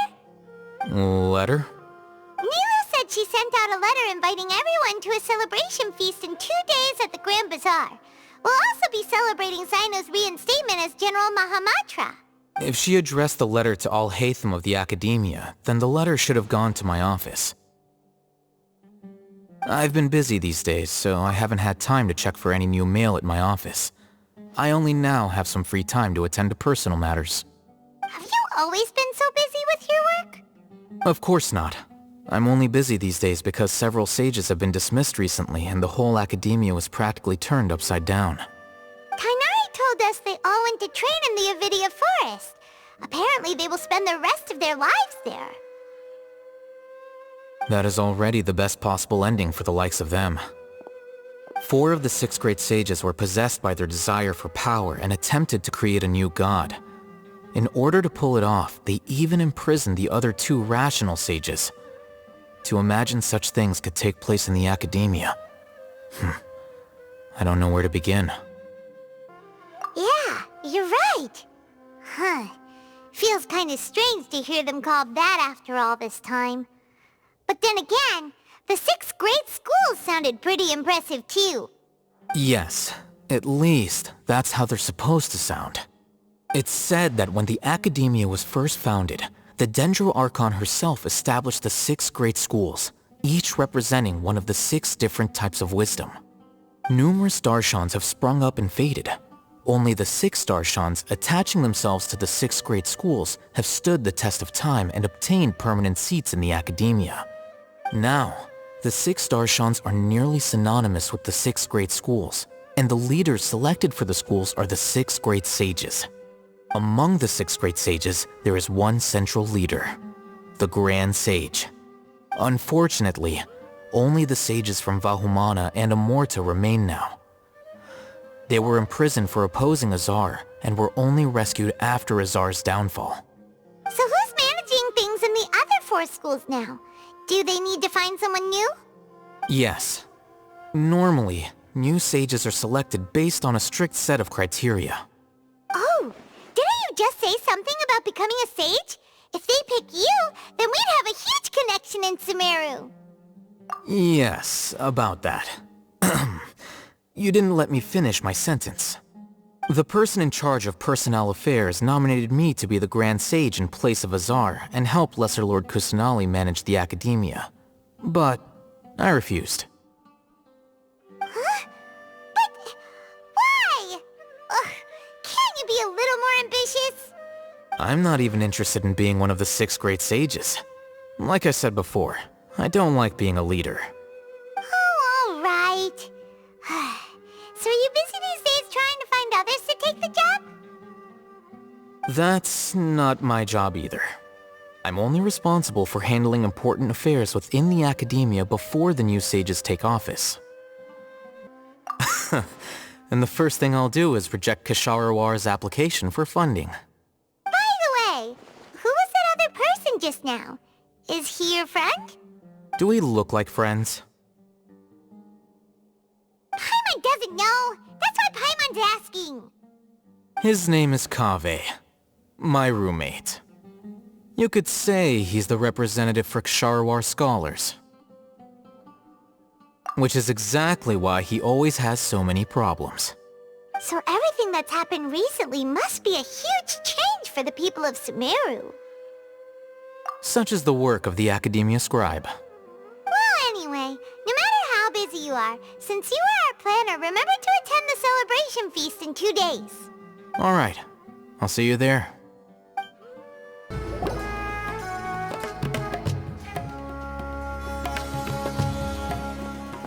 This is Port Ormos. Now where could Is that Paimon I hear? Huh? Oh, it's been a while. How are you doing? Dingerzad! It's been so long since we've seen you! I'm doing well. I can go as far as saying I have never been happier in my entire life. I don't know if you've heard, but Elazar has completely disappeared, and all the patients have recovered. You kidding? Knowing them and the connections they've got, I'm sure they've heard about it. Yeah! That's right. My lady is feeling better now, so I'm accompanying her for a walk. Why do you still call me that, Dia? You've already informed my father of your resignation. I guess I'm just used to calling you my lady. Old habits die hard. Resignation? You mean you're quitting? Yeah, I might start losing my edge if I keep being a bodyguard for the Homayanis. You know that my parents and I are fond of you, and that we appreciate you very much. It wouldn't be a problem if you wish to continue to be our bodyguard. I'm not a woman that's easily persuaded. You should know that by now, my lady. When I took this job, I had already decided that I'd quit as soon as you'd recovered. It's time for me to get back out there and chase that horizon. So what are you gonna do now if you're not gonna be a bodyguard anymore? I want to take a risky job and put my body to the test again. Huh? But we literally just finished one of the most dangerous jobs ever. Are you getting bored already? I know. If I hadn't joined in that plan with you, I wouldn't have come up with this idea. I guess I still get fired up by that feeling of going all out in a fight. It made me realize that I'm still a mercenary through and through. Life is short, and I'm happy that I got to be a part of that operation. But the whole thing also made me realize that there are still many problems in Sumeru. And as a desert dweller, I'm still not completely ready to settle down on this side of the wall. Well, I remember a friend had someone bring you a message. You mean I'll hate them? I didn't expect him to still remember that. I thought he was joking. We just came from talking with Alhaitham at the Academia. Did he tell you that he suggested that I come work at the Academia? What? I heard that Azar and his cronies fell from power, and Alhaitham told me that now was a good time to find a job in the Academia, but only if I wanted to. Whoa. Paimon can't see you being anything other than a mercenary. Me neither. But I think Dia would look great dressed up as a scholar. Ugh, forget about it. I wouldn't last 10 seconds in there. Alhaitham probably just liked the way I worked and knew I'm good in a fight. So he suggested I find some work in the Academia. But you know, if you take him up on the offer, Sino might actually agree and let you become a Matra. Because you're super amazing! The Matra have all the talent they need as long as they have Sino. I prefer to be free to live however I choose. In fact, I chose this job from the very start because I knew it'd be right up my alley. Even if being a mercenary means facing all kinds of danger. A lion has to return to the wild sooner or later. If anything, being your bodyguard has been unfamiliar territory for me. I don't want to see you go, but I'll respect your decision. I'm glad to hear you say that. Come on, no need for the sad face. It's not like we'll never meet again. Once the whole Dendro Archon thing is settled, everything in Sumeru will take a turn for the better. That makes me happy too. But a peaceful society will probably mean less demand for mercenaries like me. Before long, we'll be a dying breed. So I'd better get to work while I still can. Huh? But wait a second. You make it sound like you're leaving now. Well, no, not yet at least. I promised my lady I'd stick around until next week. So, have you been in Port Ormos this entire time? We were wondering if you had received a letter from Nilou. Oh, did Nilou write to us? She heard that you were seen in Port Ormos, so she sent the letter here. Huh. It was probably sent to the inn that we're staying at. My lady has been very energetic lately, and keeps taking me on hikes, staying out even into the night. By the time we get back, the receptionist is usually off napping on the job. Right, and we tend to leave quite early in the morning, so the old man on duty is also usually dozing off. So what it really sounds like is that the person on duty is always asleep. I bet the letter's at the reception desk. I'll go check later. No wonder there wasn't a reply. You never received the letter. Good thing Nilou asked us to come and check on that. Sorry to make you two come all the way out here. It must be something important for Nilou to specifically write to us like that. Yes, she said they were preparing a victory feast in the Grand Bazaar, and will also be celebrating Sino's reinstatement as General Mahamatra. She was hoping you could come. Great! I'll be sure to attend. Count me in too. But is there some sort of dress code or anything for the feast? Can I just show up looking like this? Since it's being organized by Nilou, I don't think she'll be too picky about that. If anything, I think she wants to see us as our most natural selves. All right, then this is how I'll show up. The feast will be held in 2 days, so don't forget. Sure. Thank you so much for letting us know. We'll see you there. Oh, by the way, do you happen to know where Sino and Raman are? The General Mahamatra always comes and goes without a trace. Normally... Oh. But last time we met, he mentioned that he had something to do in Aru Village. You can try your luck there. As for Raman, your guess is as good as mine. I only remember he said that he had something to discuss with Sino. You can ask Sino when you meet him. Don't mention it. You better get going. Alright, on to our next stop. It's been a while since we last visited Aru Village. Ah, there's Sino!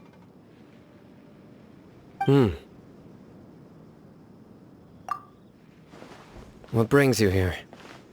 We recovered well, and Tanari agreed to let us leave, so now we're out and about again. It seems Gandharvaville's medical treatment is still as good as ever. And Tanari is recovering well, too. That's good to hear. Yeah, you're the one who brought us to him when we lost consciousness, right? Thanks for that. You're welcome. Tainari has excellent medical skills, and Kale is quite attentive. It was the best place for you. But why are you just standing here like a dead tree? I'm meeting some people. Oh, you mean Candace? I've already talked with Candace and the village chief. They're still at the usual place. You can go there if you'd like to see them. But you know one of the people I'm meeting as well. Oh, by King Deshret's blessing, my friend suddenly appears in the desert. Don't tell me you've run into trouble and need us to help now. Roman! And... huh? Sataria? Oh, you know me? Oh, well, you're pretty famous in the academia. Don't worry, these are our friends. No need to be so guarded. I see. I'm doing well. Many good things have happened recently. Same here. Really, I feel that my whole life has started to shine after suddenly finding a new direction. Oh, tell us everything. Yeah, you go ahead. Alright, well, I suppose I should start by saying I've decided to leave the academia. What? It's not that I've given up on being a scholar. Instead, you could say I've found a new identity. I will no longer pursue research like a typical scholar, but I have not completely given up on my relationship to knowledge either. I can see what you're saying now. What do you mean? I plan to leave the academia and return to teach here in the desert. become a teacher? Sataria will return to support education here and teach people from the desert. She can't teach everyone on her own, but there are many of us Eremites all over Sumeru. She came to discuss a collaboration with me and hoped that I could bring her ideas to the Eremites. Yes, it's my hope that the Eremites can help me select a group of smart people with the best aptitude for teaching. I'll teach them, and after they've finished learning from me, they can go educate more people. That is the true meaning of education and the spreading of knowledge. The people of King Deshret suffer from sandstorms, exile, and ignorance. Miss Sataria is more than welcome to come teach here. Her arrival is like a star shining in the desert night. The stars have always guided caravans, thieves, soldiers, and travelers who get lost in the night. They lead those in the dark out of trouble and back to safety. Oh, please. Where's all of this coming from? I'm starting to feel a little embarrassed. You deserve these compliments. Mercenaries are accustomed to danger and don't fear death, which is why we recognize extraordinary actions that common people would easily overlook. Sataria's idea will bring much good to many people. At first, I feared it was destined to fail. Everyone knows that the Academia doesn't allow scholars to teach in the desert without permission. As you know, all knowledge is under their surveillance and control, and very few desert dwellers are as lucky as me. But what I heard at that time has been haunting my heart, as if there were lightning bolts constantly bombarding my soul. Sataria, you tread a treacherous path, and the longer you ignore it, the tighter the Academia's grasp on you will become. Sataria, why haven't you gone home? Never forget that the desert that belongs to you lies elsewhere. Miss. These words sparked something in me, and I knew that I had to bring something back to my people after going home. I gathered up the courage to approach the Grand Sage, only to find that he was no longer at the Academia. Lord Sino told me that Azar didn't belong there anymore. Azar has received much-needed punishment. Though, if you ask me, it may have been too light. You probably have already heard. Lord Sino helped me obtain permission to leave the Academia for the desert, and accompanied me here to discuss collaboration with members of the Eremites. My plan was able to go smoothly thanks to him and Rahman. You're all doing so much for the desert. Aside from that, I also have some other business to discuss with Sino. Lesser Lord Kusanali has allocated many resources to support and develop the desert. I've done some business for her, and part of it required the assistance of the Eremites. I applied for a few batches of educational materials from the Academia, and sent them to several groups in the desert, as instructed by Lesser Lord Kusanali. I believe the people will make good use of them. That's exactly what the people here need. Physical books and other related items. If it weren't for Sino and Lesser Lord Kusanali, I'm afraid we'd never be able to get our hands on them. Apart from this, the Academia is also recruiting scholars that are willing to teach in the desert. I'll let you and Sataria know as soon as I have any more news. We must be persistent about this, and maintain these resources to ensure long-term effectiveness. This is the first time in hundreds of years we've had a glimmer of hope. I think this may be the turning point for the desert. Remember these words. Here lies our faithful priest, Kasala. His wisdom is a miracle among the people, deserving of high praise and admiration. I hope people with wisdom like that priest will rise again among the desert dwellers. It's the first I've heard of it. Tighnari was right. He really didn't know. This feast is for you, Sino. Sounds to me like you'll have to be there. It's rare to see that kind of expression from Lord Sino. You must not like feasts very much. No, not really. But I'll go. Well, I still have a lot to handle here. Besides, I need to look after Miss Sataria in the desert, so I'll have to pass. I'm afraid I won't be able to join you. Although, if you'd be so kind, please give a message to Miss Nilu for me. the messages. I'm sorry for how I treated you before, but now I understand the beauty of your dance. It's like a light shining in the sky. You and the art you symbolize are not only beautiful, but also lively and powerful, so much so that it was prohibited. Please keep dancing, and someday I'll be able to appreciate your art in person. Okay, we've got all that down. Our job here is complete as well. Oh, Sino, remember, party's in 2 days. Make sure you're there. Got it.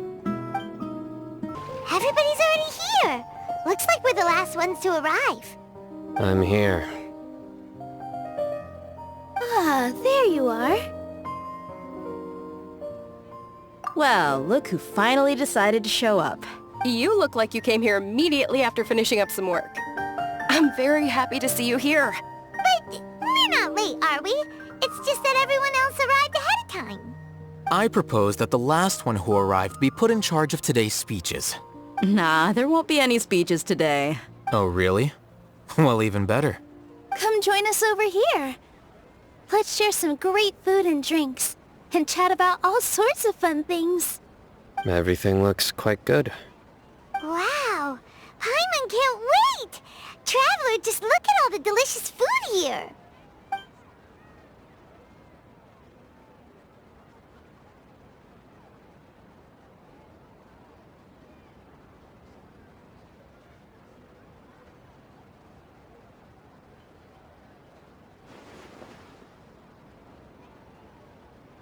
Whoa! It's so delicious! Oh, this grilled meat tastes amazing! The food was specially prepared for you by everyone in the Grand Bazaar. And we have gifts that were sent by the residents of Sumeru City when they heard we were holding a feast. Everyone that came said that you saved Sumeru, and wanted me to thank you all on their behalf. Ah, feels kinda nice to be seen as a hero. I could get used to this. Being a bodyguard is also a hero's job. You've always been amazing, Dia. My lady sure has a way with words. Thanks. I'm glad to hear it. And I'm happy to meet everyone that participated in the great plan. Don't mention it. Come to think of it, we've really done something impressive together. It's unbelievable. We owe it to our abilities. And luck. Really? Why do I remember everybody thinking that luck was against us and feeling like we hardly had a chance of succeeding? That's how I remember it too. It's luck that brought us together, and it was luck that let us form a team. Then, it took even more luck for us to formulate a plan and implement it successfully. Moreover, judging from the results, everything worked out well. Yeah, everyone gave it their all when it mattered most. It was almost like a performance. We took the stage and put on our best show. Everyone played their part, and thanks to everyone's efforts, the performance was a great success. So, would you say we're good actors too? It's such a blessing that Lesser Lord Kusanali was able to return to power at the Academia. Yes! Even after being abandoned and neglected so many times, she's finally returned. Uh-huh. Lesser Lord Kusanali once used all her power in a great disaster, which resulted in her losing all her wisdom and memories of the past. The Academia basically abandoned her because of it. This should be something everybody should remember. Huh? You look surprised. I didn't say anything wrong, did I? No, everything you said is correct. That's good. Something wrong? Yeah, what's with that face? You knew all of this already. Even if those two giants of the Academia are here, I still have to say it. Those sages really have some nerve. 500 years ago, Lesser Lord Kusanali used all her power for the people of Sumeru, and what did they do in return?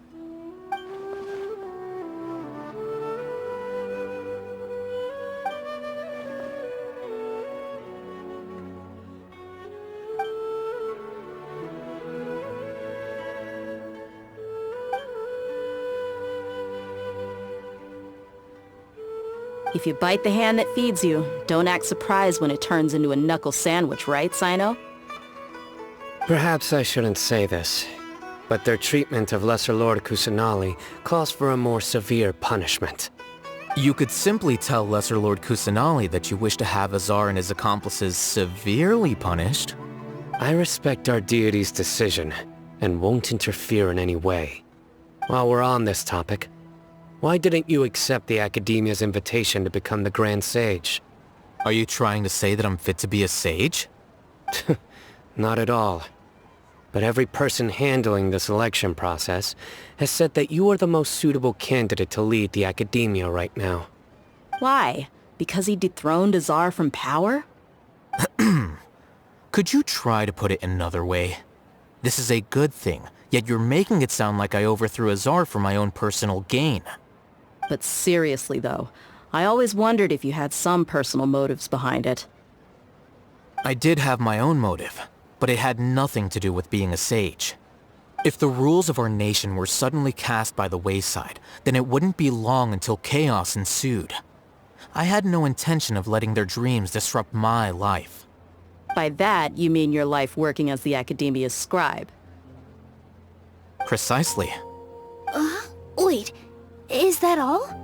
So, that's the only reason why you joined us and came up with all those plans? It's reason enough. You've certainly got quite the personality. You flatter me. All right then. How about you? You've already resumed work as the General Mahamatra, right? That's right. Will you be happy with that life? It's not about being happy. There are merely a lot of things that I must do. Even so, keep your spirits up and try to be happy, okay?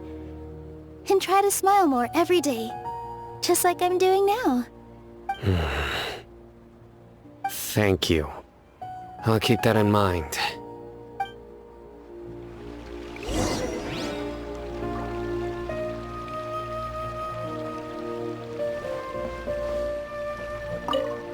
My lady, the grilled meat over there is delicious. Have you tried it? Yes, I also tried some fruit just now. Oh, they're very sweet. What an amazing place to relax. No wonder everybody likes to rest at the Grand Bazaar. You said it. Oh, look who else is here. Hello! Oh, I'm so happy Nilu invited everybody. Oh, now I have the chance to meet all the heroes. Hey, less of that polite chit-chat and more eating and drinking. The feast is about having fun, not stuffy formalities.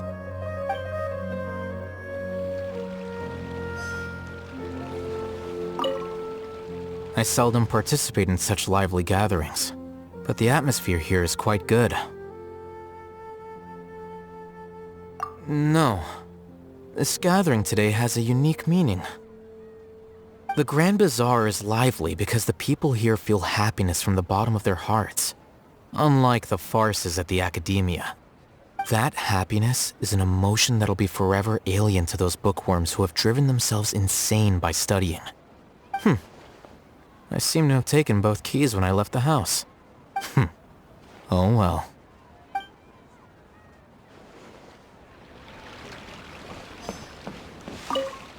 The atmosphere here is good, and everything is delicious. Yeah, I don't often come to such places, but it feels quite good. I have a lot to handle these days. Otherwise, I could show you around. There's always next time. We're friends after all. This feast is pretty good. I like it.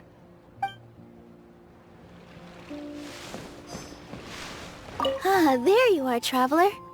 Well, how is it? Are you enjoying the feast today? If there's anything you're unhappy with, just let me know. I'll be sure to take note of it. That's good. It's the first time I've ever invited so many exceptional people to one place. You see, every guest here is quite extraordinary. It's unbelievable that we've got everyone together here. Almost like a fairy tale. Make sure you live it up tonight. I'll be happy as long as you're enjoying yourselves.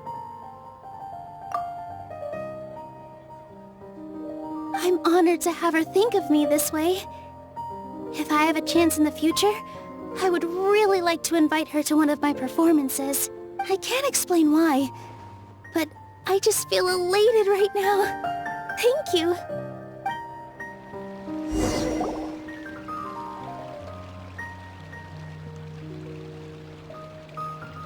Hey, what's wrong? Your head is starting to droop.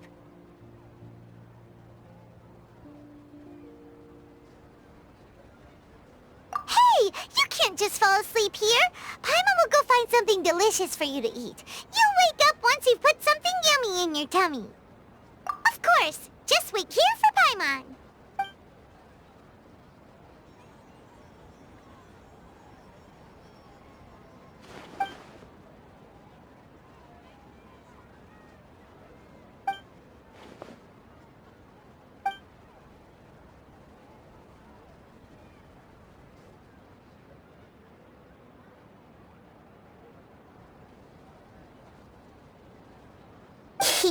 It's me.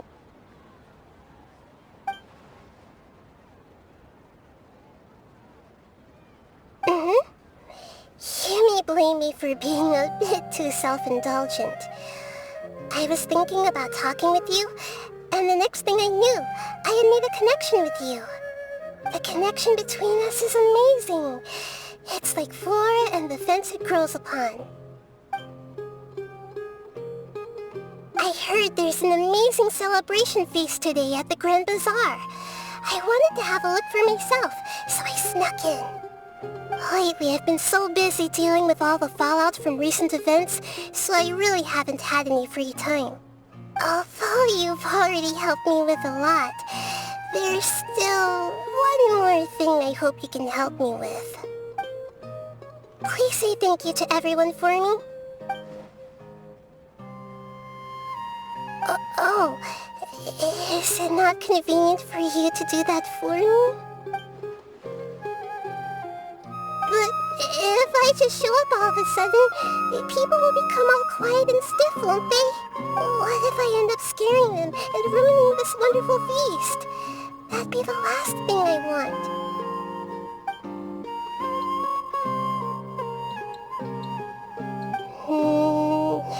Let me think about it. Okay.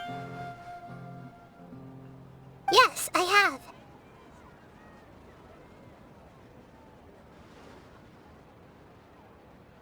You said I should go thank everyone as myself, right? So... I've decided to borrow your body for the time being. Please don't blame me. The flora also climbs up to the fence to get closer to the sky.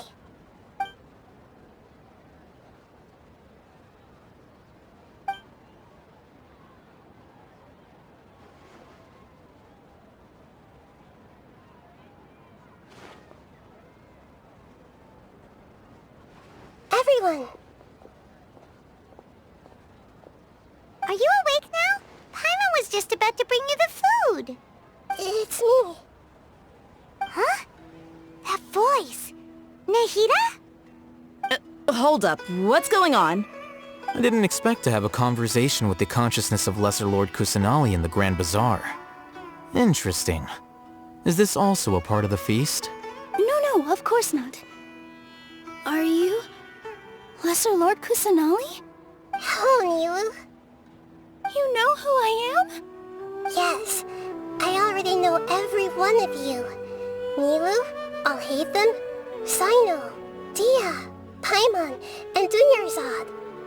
Lesser Lord Kusanali? I took the liberty of occupying the Traveler's body so that I could thank all of you in person. Thank you so much for rescuing me, even if that meant placing your own safety in peril and taking the risk of becoming enemies with the Academia, the sages, the doctor, the balladeer, and even the entirety of Sumeru. Without you, without any of you, I would have been in a much more difficult situation. Had you not helped me to resolve the crisis, not only I, but Sumeru and even the entirety of Teyvat would have suffered great misfortune. People refer to you as the heroes who managed to rescue a god. I'm quite fond of this name. It not only explains your identities, but also bears witness to your relationship with me. Please, allow me to present to you my most sincere gratitude. Lesser Lord Kusanali, you have done so much for Sumeru, and I didn't even have a chance to do anything for you. You don't have to do this. Dingerzad, the suffering you endured during your illness is also proof of you being with me and praying for me. Thank you. You don't need to be so ceremonious. It's always been my duty to protect you. This is how the relationship between the Academia and Dendro Archon should be. We just did what was necessary and set things back on the right path. You're an Archon, but you act so humble. You really don't need to be so polite with us. I'm honored to have been able to take part in this plan. I hoped you liked the dance I dedicated to you. Thank you, all of you. Thank you so much.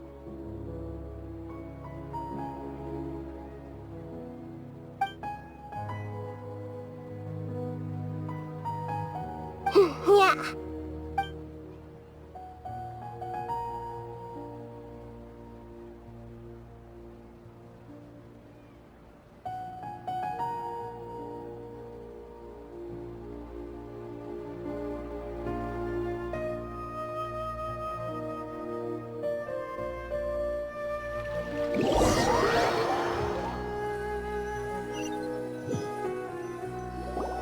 Are you awake? Did you rest well? After Nahida left, you ate a lot of food. You've become a glutton.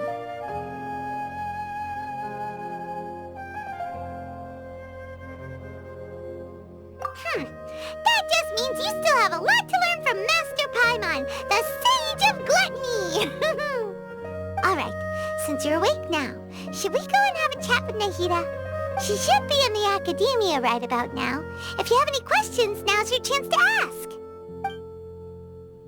Nahida! Hello, Traveler and Paimon. What a fantastic night. I'm still immersed in all the happiness and joy, like a candle floating on water. So are we, and that's why we're here to talk with you. Is there anything you want to know? After recent events, the Akasha can no longer function as it used to. I've given it some thought, and have decided to shut it down permanently. But this is definitely not a bad thing. Even from the beginning, I've been planning to shut it down. The Akasha's centralized administration of knowledge has always restrained people's curiosity and curtailed the number of paths available to them. I don't think this is good for Sumeru. Although people may initially feel a little uncomfortable with the loss of the Akasha, they will soon understand that this life is more suitable for them. And as for the future of Sumeru, I'm preparing to regain control of the Academia. The former sages have received their punishment, but the new sages have yet to be selected. I will oversee the process personally. I hope that the new 6 great sages will be more focused on academics. Sumeru needs such leaders more than ever. The other big issue is the people of King Deshret. All the residents of the desert, in fact. They have been mistreated for far too long. I've already taken some measures to address this. It will take some time to rebuild everything, but no matter if it's culture, friendship, or trust, we will rebuild it. You mean, what happened after the doctor put you to sleep? Not exactly. The top-ranked Fatui Harbingers, up to number 3, possess power comparable to that of gods. I was no match for him in that kind of situation. However, in spite of the bad situation, I still managed to make a fair deal with the doctor. I'm sure you remember the entity that changed your fate, the Heavenly Principles. In fact, the Heavenly Principles has been quiet since the Conria disaster 500 years ago. I used this point as leverage against the doctor. I told him that the Heavenly Principles may be awakened if I destroyed Enosis. Although it was just a bluff, he still fell for it.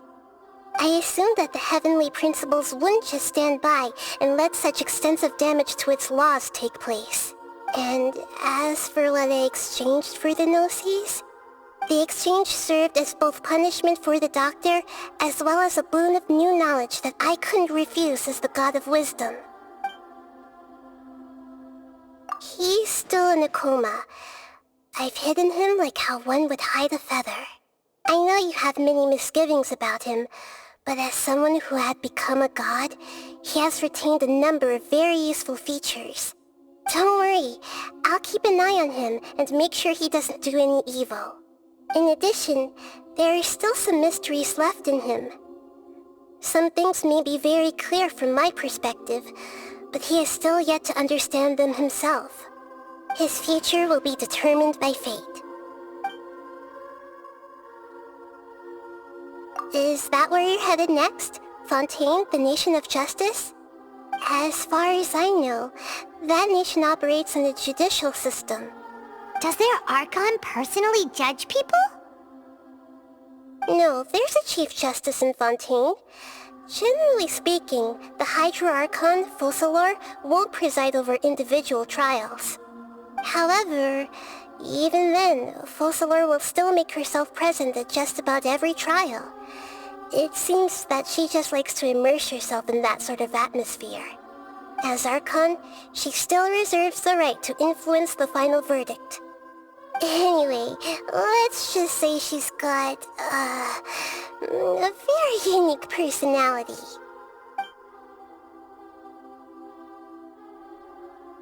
Are you sure? Isn't there something else you haven't asked about yet? Huh? You mean... About your sister. While you were resting at Gandharvaville, I took some time to perform an Irminsul search for information on your sister.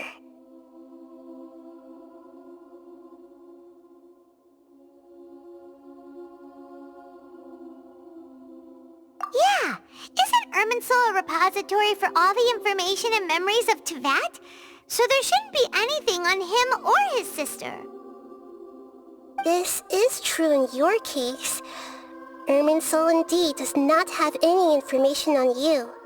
However, there must be something different about your sister. Because, as it turns out, the world has recorded information on her after all. What? There is only one possible explanation. She belongs to this world.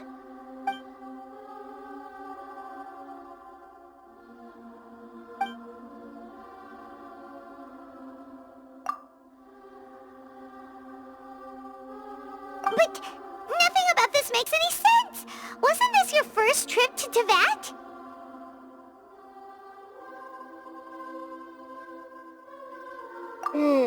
According to the records I was able to access, your sibling suddenly appeared in Conria.